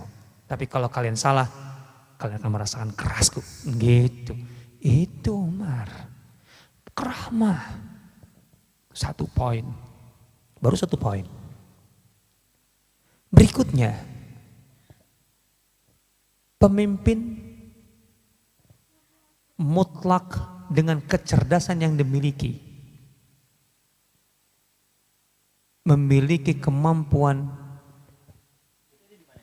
untuk membuat perencanaan, konsep, kebijakan yang intinya yang dipertimbangkan dari semua itu adalah efektif dan efisien. Dan ini adalah kepemimpinan Rasulullah SAW. Rasulullah selalu menimbang efektivitas dalam kebijakan-kebijakannya. Efektif enggak? Rasulullah itu kalau kita baca, ketika menghadapi kesalahan-kesalahan orang di sekitarnya, salah satu karakter umumnya, kalau orang-orang yang salah itu orang-orang yang jarang ketemu beliau, orang jauh, kayak orang pedalaman, badui, itu beliau apa? Cenderung memaafkan. Lembut betul. Tapi kalau yang melakukan kesalahan itu orang-orang dekat, justru beliau akan keras kali marahnya. Bayangkan aja. Aneh ya. Kalau kita bukan, kalau orang dekat kita, kalau salah-salah, ya maklumilah kan juga teman dekat. Tapi kalau orang jauh salah dikit, wah dihabisi. Rasulullah nggak begitu, terbalik. Ketika Usamah bin Zaid, kesayangannya salah. Salahnya fatal. Di satu pertempuran dia membunuh seseorang. Perangan. Mau saling membunuh. Ketika dia di atas angin, tinggal menghabisi. Orang itu bilang aku muslim. Oh Usamah bin Zaid enak aja. Tadi aja kan berkata mau menghabisi aku. Sekarang giliran kalau tinggal ditebas leher bilang muslim. Allah ini kan pura-pura aja. Jeblas. Habis. Dikritik oleh para sahabat lain. Enggak bisa Usamah, enggak bisa. Usamah kan masih muda. Usamah akhirnya apa? Oh tapi kan dia hanya untuk melindungi diri. Enggak bisa begitu. Selama dia sudah mengatakan muslim harus berhenti. Akhirnya disampaikan kepada Rasulullah. Rasulullah marahnya minta ampun. Marahnya luar biasa. Usamah, kenapa kau lakukan itu? Ya Rasulullah aku lakukan itu kan karena dia hanya berusaha untuk melindungi diri dengan menyatakan dirinya muslim supaya tidak jadi dibunuh. Bagaimana engkau tahu? Asyaqaqta an qalbi. Apakah engkau telah membelah dadanya dan tahu isi hatinya? Bukan, itu enggak mungkin kan? Kaifa taf'alu bila ilaha, bagaimana engkau mempertanggungjawabkan la ilaha illallah orang itu di hadapan Allah Subhanahu wa taala? Usamah. Aduh. Kata Usamah sampai bilang apa? Lawaditu, aku ingin banget kalau aku tuh belum pernah mengenal beliau sebelum ini. Hanya masa aku udah kenal beliau, aku dekat dengan beliau, aku melakukan kesalahan sampai buat marah seperti ini. Oh gitu. Marahnya minta ampun kalau orang yang dekat, yang salah tuh orang dekat. Tapi kalau orang jauh, yang sampai menjerat leher beliau, ditarik-tarik aja, para sahabat marah. Dia bilang biar biar, enggak apa-apa. Bayangkan, gitu loh. Itu Rasulullah SAW. Kenapa? Efektivitas. Orang yang dekat-dekat dengan beliau kalau diperlakukan seperti itu, dia tidak akan menjauh dari Islam. Dia akan kemudian merasa bersalah dan akan bertaubat. Tapi kalau orang yang sekali-sekali ketemu diperlakukan langsung keras, wah nggak akan datang lagi. Beberapa kali orang munafik melakukan kesalahan terang-terangan yang harusnya dieksekusi, dihukum mati. Berkali-kali. Abdullah bin Ubay gitu, pernah melakukan provokasi, memecah belah kaum muslimin, muhajirin dan ansar. Dan kemudian mengatakan, yang kemudian diabadikan dalam surah Al-Munafikun, la in raja'na, kalau kita sudah kembali ke Madinah, la yukhrijanna al-'azzu minhal adal, maka kelompok yang kuat kita sebagai pribumi akan mengusir yang lemah, yaitu muhajirin. Rasulullah kita akan usir. Coba bayangkan, Itu kata Umar, ya Rasulullah, da'ni adrib unuq hadzal munafiq. Ya Rasulullah, izinkan aku memenggal leher munafik ini. Kata Umar, kata Rasulullah, enggak begitu Umar. Kenapa? Idzan yaqulun nas Muhammadun yaqtul ashabah. Enggak bisa begitu Umar. Kenapa? Pertimbangkan yang di luar sana. Orang-orang di luar sana itu hanya akan memandang apa? Muhammad membunuh orang-orang dekatnya, sahabat-sahabatnya. Sebenarnya provokasi Abdullah bin Ubay itu, wah bahaya betul itu. Dan memang layak dihukum mati. Tapi Rasul menimbang, kalau Abdullah bin Ubay dihukum mati, bagi orang di dalam Madinah, oke, dia melanggar. Tapi orang-orang di sana, di luar sana, hanya melihat apa? Abdullah bin Ubay itu adalah orang terdekat atau orang di lingkaran terdekat Rasulullah. Lah orang lingkaran dekatnya aja, gara-gara gitu langsung dihukum mati. Lah kita, Rasul mempertimbangkan apa? Opini. Jangan sampai kemudian akan terbangun opini negatif yang akan dieksploitasi oleh musuh-musuh Islam dan itu akan menghambat dakwah, efektivitas dakwah. Enggak efektif. Kita mendakwahi orang jauh itu, dia melihat lah itu yang sudah dekat aja dibunuhin lah, kita apalagi kan gitu. Kan gitu nanti. Itu efektivitas. Sangat luar biasa, menarik gitu. Nah, ini contoh-contoh kalau kita bicara tentang kepemimpinan Rasulullah SAW. Nah, membangun efektivitas. Kalau kita di semua perjalanan Rasulullah SAW itu banyak sekali tentang ini. Atau efisiensi. Rasulullah SAW atau Madinah pernah terancam oleh lebih dari 7 kekuatan di luar Madinah dalam kurun waktu 1,5 tahun. Sementara Madinah sedang luka akibat perang Uhud. Musuh bebuyutannya Quraisy lagi istirahat. Ada tantangan dari lebih dari 7 kelompok. Bagaimana Rasulullah SAW dengan luka yang luar biasa itu bisa menghadapi 7 tantangan itu, ancaman itu. Dengan sekecil mungkin beliau mengeluarkan usaha, effort, efisiensi. Luar biasa. Belum melakukan strategi yang dikenal dengan perang intelijen. Belum menyusun kekuatan atau membentuk kekuatan kecil secara efektif dan efisien untuk menghabisi atau menyelesaikan ancaman-ancaman itu satu persatu sehingga Madinah tidak ada yang menyerang. Karena kalau Madinah nunggu diserang, habis Madinah. Sekuat apa bertahan dari 7 serangan atau lebih. Efisiensi. Ini banyak kalau kita contohkan ini. Yang kayak gini, yang penting kita nggak akan dapatkan arahan langsung nas dari Quran, nggak ada. Ini kembali kepada apa? Kemampuan Rasulullah SAW, kapasitas beliau, kecerdasan beliau dan kemudian mengimplementasikannya dalam kebijakan-kebijakan di lapangan. Itu menarik. Sisi itu kepemimpinan. Dengan dilandasi kasih sayang, asik betul. Kalau pemimpin itu penyayang, cerdas, bisa mengambil kebijakan yang luar biasa, punya kontrol yang sangat luar biasa, evaluasi yang sangat luar biasa, hasilnya akan jadi apa? Tapi itu yang hilang dari kepemimpinan. Sehingga lihat, apa yang dikerjakan, apa masalah, apa yang dikerjakan, apa yang diisukan, semua nggak nyambung. Nggak nyambung. Gitu loh. Ini persoalan dari awal menghadapi resesi 2020-2022, gitu kan. Isunya kok radikalisme, apa hubungannya? Masalah apa ini? Udahlah. Ini lebih kurang lah. Wallahu ta'ala alam, saya katakan memang ini judul besar kalau kita bicara tentang kepemimpinan Rasulullah SAW. Tapi itu adalah landasan-landasan kepemimpinan beliau. Efisiensi, efektivitas, dan kemudian kasih sayang. Itu 3 poin yang ingin saya angkat pada malam hari ini. Demikian saya serahkan kepada pembawa acara. Mau digimanakan ini? Ditutup langsung atau mau dibubarkan atau? Sekian Ustaz atas penjabarannya. Jadi jelas untuk menjadi seorang pemimpin itu tadi modalnya ada beberapa hal. Sidik, amanah, fatonah, tablik, dan istiqomah. Teman-teman di sini bisa menanyakan terkait hal yang tadi Ustadz utarakan dari akhwatnya 1 dan ikhwannya 1. Dari ikhwannya mungkin ada yang mau ditanyakan terkait tema ini, silakan. Ikhwannya kayaknya sudah paham ya, jadi terkesima gitu. Ada ternyata ikhwannya.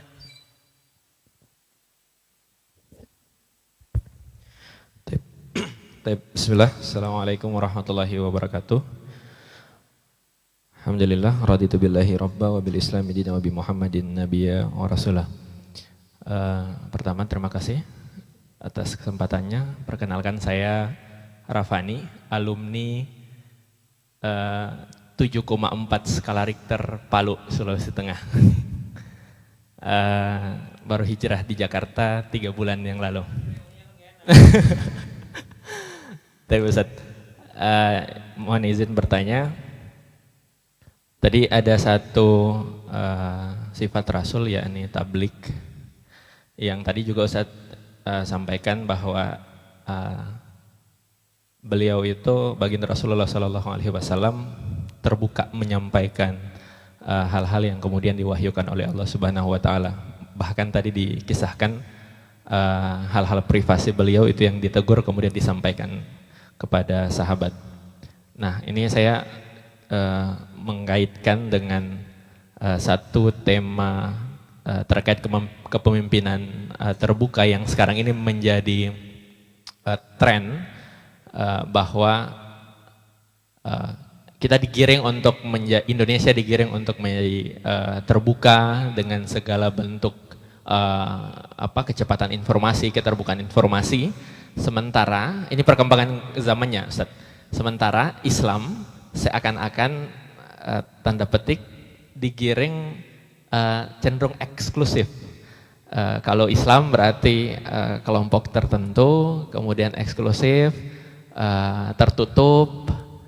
Sementara percepatan perkembangan zaman ini terbuka, globalisasi, percepatan informasi, sehingga memisahkan antara urusan Islam dengan urusan publik, begitu Ustaz. Seakan-akan kalau masuk definisinya ke kelompok Islam berarti itu kelompok yang eksklusif, begitu. Sementara kalau ikut tren modern ya harus terbuka.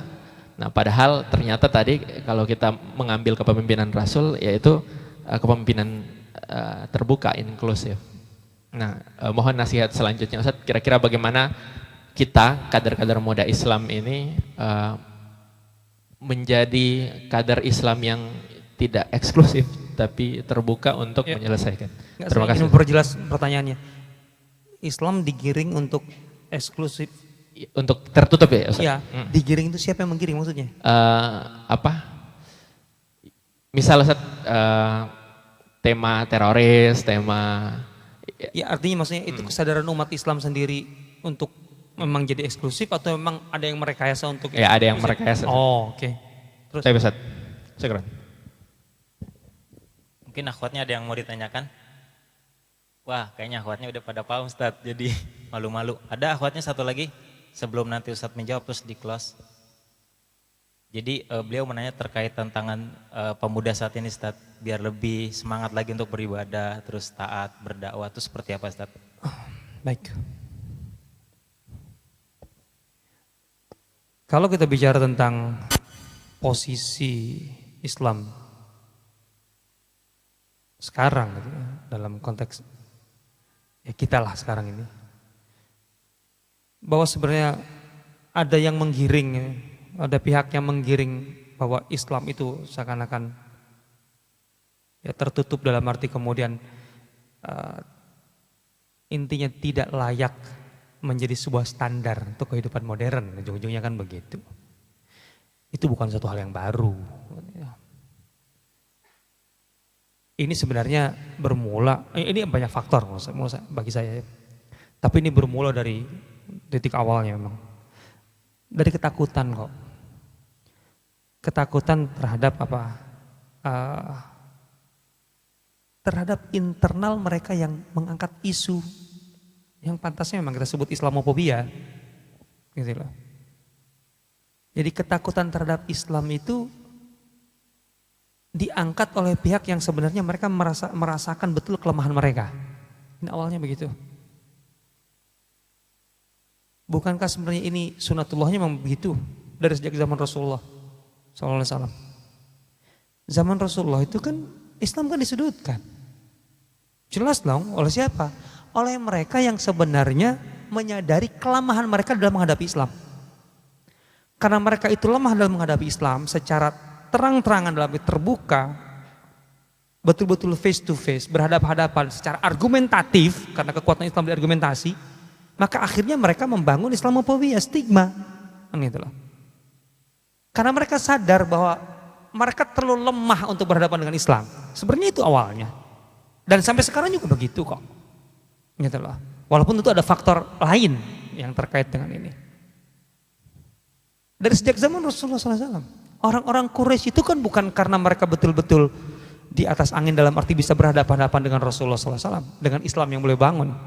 Tapi karena mereka merasa gagal, tidak sanggup, dan Islam itu sebagai ancaman, maka Islam dijadikan stigma oleh mereka. Kenapa mereka mengatakan Rasulullah itu contohnya penyihir? Intinya penyihir di mana sih? Apa sih esensi dari penyihir sebenarnya ketika mereka menyebut Rasulullah? Kan betul kan mereka orang-orang Quraisy menyebut Rasulullah penyihir? Esensinya apa yang mereka ingin ambil? Muhammad dan Islamnya itu memecah belah. Anti kerukunan. Rukun dalam kejahiliahan, itu maksudnya. Padahal jahiliyah itu bukan rukun juga sebenarnya. Mana faktanya rukun jahiliyah? Artinya masyarakat jahil itu rukun, boro-boro. Yang ada ketimpangan, yang ada kezaliman, cuma ada yang terlalu dominan, ada yang bungkam dengan kezaliman itu aja udah. Bukan rukun. Orang tidak sanggup lagi bersuara, menyuarakan haknya karena terlalu lemah, inferior, dan ini terlalu superior. Gitu. Itu bukan rukun namanya. Ya kan rukun itu harusnya kan egaliter. Kan gitu. Kayak Islam. Oke, kita berbeda. Ketika kaum muslimin begitu menguasai sampai politik gitu, engkau non muslim, ayo sebagai ahlu dhimmah. Kita rukun, ayo. Ahlu dhimmah itu sudah ada ukuran dan aturan dalam Islam. Hak-haknya dipenuhi, tidak boleh disakiti dan seterusnya. Baca perjanjian Umar dengan penduduk Baitul Maqdis ketika menaklukkan Palestina. Baca itu. Jelas sampai apa? Gereja mereka la tuskanu kana isuhum, tidak akan diubah menjadi tempat tinggal. Coba bayangkan. Wala tuhdam, tidak akan diratakan dengan tanah. Wala yuntaqasu syai'un minha, dan tidak akan dikurangi sedikit pun, gitu lah. Wala min hayyiziha, dan tidak akan diubah desain atau bentuknya sekalipun. Coba bayangkan. Wala min sulbaniha, dan begitu juga dengan salib mereka. Itu keyakinan Anda, bebas dalam beragama, mengamalkan silakan. Bahkan tempat ibadah kalian tidak akan diruntuhkan, tidak akan dijadikan perumahan, nggak akan. Ya beda berpegang berkuasa. Berapa lama itu betah itu mereka memegang perjanjian di Toledo ketika kerajaan Castilla dan lain sebagainya menguasai Toledo yang muslim waktu itu, kemudian Granada, Cordoba, kemudian Granada. Hanya berapa saat setelah itu semua dilanggar, dibantai semuanya. Wala yukrahu ala dinihim, dalam perjanjian Umar dengan penduduk Baitul Maqdis, dan semua orang Nasrani tidak akan dipaksa terkait dengan keyakinan agama mereka. Inkuisisi, satu Eropa, satu Andalus, gitu loh. Murtad, kalau enggak harus keluar dari sini. Dan ketika keluar, sepanjang jalan sampai ke perairan atau ke pesisir pelabuhan, mending kalau aman, kalau enggak mati ya diperkosa, kalau perempuan habis hartanya. Coba bayangkan. Tapi Umar apa? Siapa yang di antara penduduk Ilya, penduduk Baitul Maqdis yang hendak kemudian bergabung dengan Romawi dan keluar dari negerinya, maka mereka akan dijamin keamanannya sampai hatta yablughu ma'manahum, tempat tujuan mereka. Bayangkan. Nyawa mereka, harta mereka akan dijaga. Ini kelompok yang menang, yang menjaga. Coba bayangkan. Ini Islam. Kurang apa coba itu? Artinya kan itu baru kerukunan namanya, egaliter. Gitu. Tapi ketika jahiliyah seperti itu, wah, mereka merasa mereka sudah tidak sanggup lagi menghadapi. Begitu juga ketika orientalisme itu munculkan dari situ. Mereka itu menyebarkan ketakutan terhadap Islam untuk siapa? Untuk penduduk Eropa. Jadi mereka itu ingin melindungi penduduk Eropa agar tidak terpengaruh dengan Islam karena begitu kuat. Islam begitu magnetik, begitu menarik keindahannya, keunggulannya dalam segala hal. pendidikannya, intelektualnya, akhlaknya, kemajuan teknologinya saat itu. Sehingga orang Eropa itu gampang untuk kemudian tertarik Islam. Sangat-sangat gampang. Maka kemudian tokoh-tokoh mereka melakukan itu yang disebut orientalism itu. Menerjemahkan Al-Quran dengan bahasa iblis. Wah, luar biasa. Intinya Islam itu adalah bid'ahnya dalam Nasrani. Pokoknya jelek aja intinya. Karena dasarnya itu. Sebenarnya ini adalah ruh dari Islamophobia itu ini. Spirit Islamophobia itu adalah pihak yang merasa terancam karena kebenaran Islam. Maka mereka melancarkan Islamophobia supaya kaum muslimin pertama supaya kaum muslimin sibuk dengan isu ini dan kemudian tidak bisa menampilkan Islam yang sesungguhnya. Satu sisi itu. Karena yang mereka takutkan itu ketika kaum muslimin bisa menampilkan Islam dengan sesungguhnya. Tapi ketika kita sibuk di permukaan isu-isunya, iya. Kita mengerjakan apa sebagai muslim? Enggak. Cuman ikut sibuk di medsos aja. Itu yang mereka inginkan. Kita tidak menghasilkan apa-apa. Dan itu penting bagi mereka. Karena itu sisi yang tidak menarik dari Islam. Nah, di sisi lain mereka melindungi kelemahan mereka dengan isu ini. Kan itu. Jadi memang akan terus dibangun ini. Lah bagi kita bagaimana? Fokus kepada agenda kita sebagai muslim. Apa agenda kita? Tunjukkan keindahan Islam itu. Dan itu nggak bisa dengan hanya kita berhadap-hadapan di ranah opini. Nggak. Tapi kita harus punya prestasi. Bahwa muslim itu indah. Jihad itu indah. Jihad itu indah. Itu tugas kita. Itu syariat Allah gitu loh. Jihad itu indah. Komitmen dengan Al-Quran Sunnah itu indah. Itu tugas kita. Karena kalau itu kita tunjukkan, mau opini apa yang mereka bangun? Emang Rasulullah kapan meladeni opini mereka? Sebenarnya kan opini itu berguguran karena apa? Karena apa yang dilakukan Rasulullah SAW. Prestasi beliau terlalu gemilang untuk kemudian tertutup oleh semua stigma itu. Sihir, penyair, penyihir, gila, nggak ada artinya itu. Majnun kan, syair, sahir, kahin, dukun, itu semua berguguran. Kenapa? Karena berhadapan dengan bukti prestasi beliau, gitu loh. Betul, akan ada yang terpengaruh, itu biasa. Tapi kemudian perlahan-lahan, yang benar akan nyata. Ingat ya, segala bentuk kebatilan itu tidak akan sirna dengan sendirinya. Terus eksis. Selama kebenarannya hak itu tidak muncul. Hak ada kebenaran itu, cuma masalahnya muncul enggak. Kalau kemudian hak itu yang muncul, maka kebatilan akan terbenam. Emang begitu sunatullahnya kok. Enggak akan ada dua matahari. Di tengah kehidupan kita sekarang ini, kenapa begitu luar biasa yang batil? Karena yang haknya di mana? Ada, cuman nggak muncul. Kan sunatullahnya qul ja'al haqqu wa zahaqal batil. Ketika kebenaran itu muncul, maka kebatilan tenggelam. Lah kebenaran itu bukan sekedar kita kemudian membantah isu. Kita punya apa? Kita punya agenda apa? Kita mengerjakan apa? Gitu ya. Ketika kita berkata, kita kembali kepada Al-Quran dan Sunnah, tunjukkan sebagai keindahan Islam. Bukan dengan atas nama kembali kepada Al-Quran dan Sunnah, kemudian kita saling pukul, saling tuding, saling jatuhkan. Lah, emangnya kemudian hasil dari kembali kepada Al-Quran dan Sunnah itu kemudian kita pukul-pukulan. Kemudian kita tidak bisa sholat satu masjid bersama, kita bikin masjid baru gitu. Hah? Tidak bisa ngaji bareng. Bagaimana dengan jargon kembali kepada Al-Quran dan Sunnah, kemudian tidak bisa ngaji bareng? Aneh. Itu sesuai Quran Sunnah maksudnya?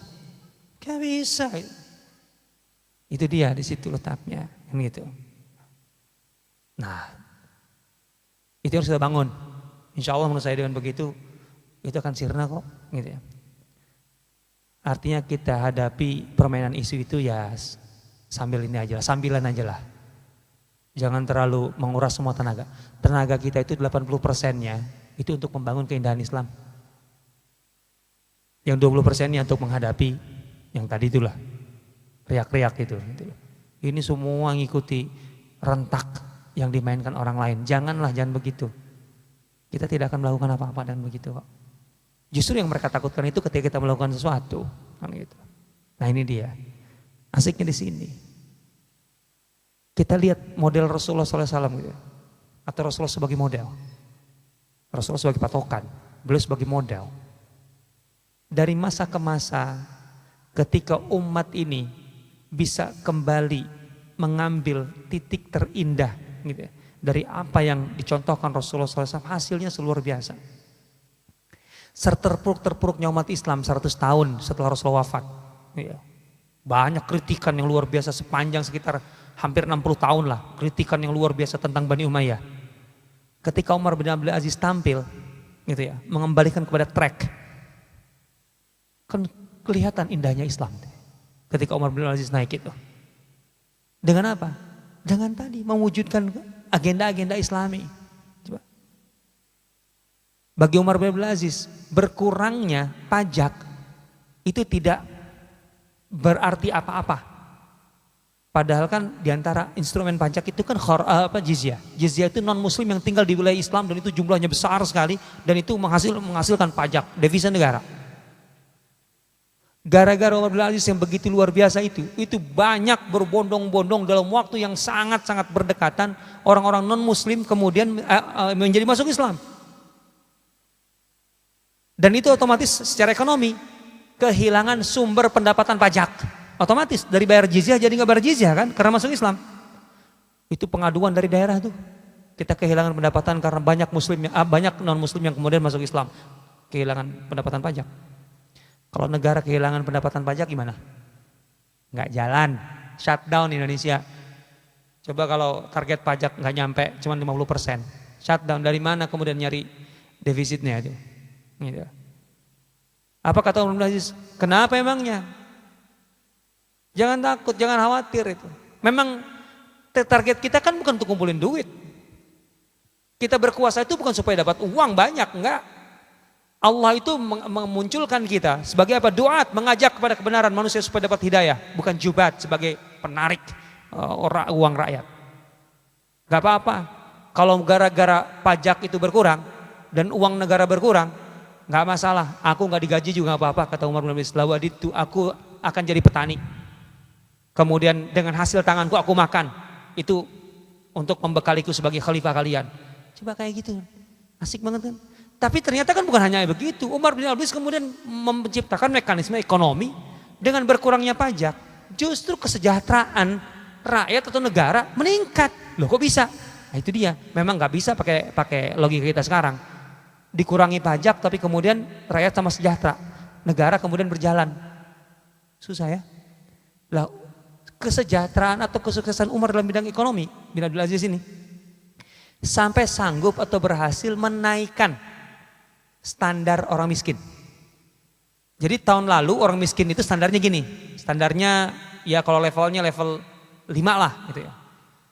Dari level paling rendah 1 gitu. Ini level 5 taruhnya. Tahun berikutnya ketika Umar bin Abdul Aziz memimpin setahun, orang miskin itu sudah enggak di level 5 lagi. Yang mananya orang termiskin itu kalau levelnya 8, 10 gitu. Loh kok bisa? Dia naikkan standar. Sanggup nggak kalau Indonesia kemudian bisa menaikkan standar miskin, gitu loh. Supaya kemudian ya jadi sukses gitu loh. Kan kita mah enggak, kita tuh ukurannya apa? Bisa menekan angka kemiskinan. Angka kemiskinan itu variabelnya apa untuk menunjuk angka itu gitu loh. Kan sederhana aja. Indonesia miskin itu kalau pendapatannya per bulan 300.000. Wah itu paling asik jadi orang Indonesia. Ternyata pendapatan 400.000 di Indonesia itu sudah dianggap sejahtera. Alhamdulillah kita sejahtera semua. Karena yang miskin itu kalau pendapatannya 300.000, berarti kalau 400.000 miskin nggak? Nggak miskin. Makanya itu yang tercatat nih orang miskin tuh, gitu loh. Kan gampang aja. Saya juga bisa menekan angka kemiskinan. Saya turunin lagi aja 250.000. Kan otomatis semakin berkurang ya miskin kan? Karena otomatis yang 260.000 ke atas nggak miskin lagi. Nggak begitu lagi, Umar bin Aziz nggak begitu. Yang termiskin di zaman Umar bin Aziz itu kan rumahnya 1, perabotannya lengkap, pembantunya 1, kendaraannya 1, tuh paling miskin. Tahun sebelumnya nggak begitu standarnya, makanya para pejabat pengurus zakat itu sampai balik lagi, loh data yang kami pegang, data tahun lalu itu sudah nggak ada yang dapat, yang layak dapat itu. Sampai segitunya aja. Kata Umar bin, bagikan zakat itu memang untuk mereka. Tapi kan yang paling miskin ini, enggak, itu yang paling miskin, nggak apa-apa. Yang penting itu miskin. Jadi kalau punya kendaraan satu sih masih miskin. Oh, bayangkan aja, kendaraan satu itu bukan kendaraan ini ya, bukan sepeda atau motor, itu kan beli sayur aja. Safar kendaraan itu, perjalanan jauh. Itu lihat, indah tuh di situ Islam itu. Begitu juga perang salib, zaman perang salib. 450 tahun setelah Rasulullah wafat, terpuruk betul umat. Ketika kemudian umat kembali ke model Rasulullah SAW, gitu ya, mengambil paling esensial dari apa itu keindahan Islam, muncul jadi kekuatan. Generasi Salahuddin itu luar biasa, memunculkan kembali gitu, keindahan Islam yang tadinya sudah tercoreng sampai pada titik rapuh, habis menghadapi kekuatan pasukan salib. Mengerikan kalau kita baca kerapuhan umat sebelum perang salib itu, mengerikan sekali. Tapi masa generasi Salahuddin gemilang lagi, indah lagi di situ. Itu dia selalu. Baca bukunya yang insya Allah mau terbit minggu depan, insya Allah sudah terbit bukunya. Saya kasih judul bukunya Model Kebangkitan Umat Islam, generasi Salahuddin Ayyubi. Ini menarik kita baca ini. Karena selalu ketika umat ini kembali kepada, ya tadi jargonnya, kembali kepada Al-Quran Sunnah, kalau bahasa kita jargon sekarang kan gitu, melahirkan sesuatu. Kembali kepada Al-Quran Sunnah saling, waduh luar biasa. Apanya yang kita lakukan dengan itu? Jangan-jangan ada yang error dengan kita, ada yang salah. Fokus dengan agenda kita. Itu insya Allah. Menurut saya itu akan hilang lah, kayak angin lalu lah itu. Allah Ta'ala alam.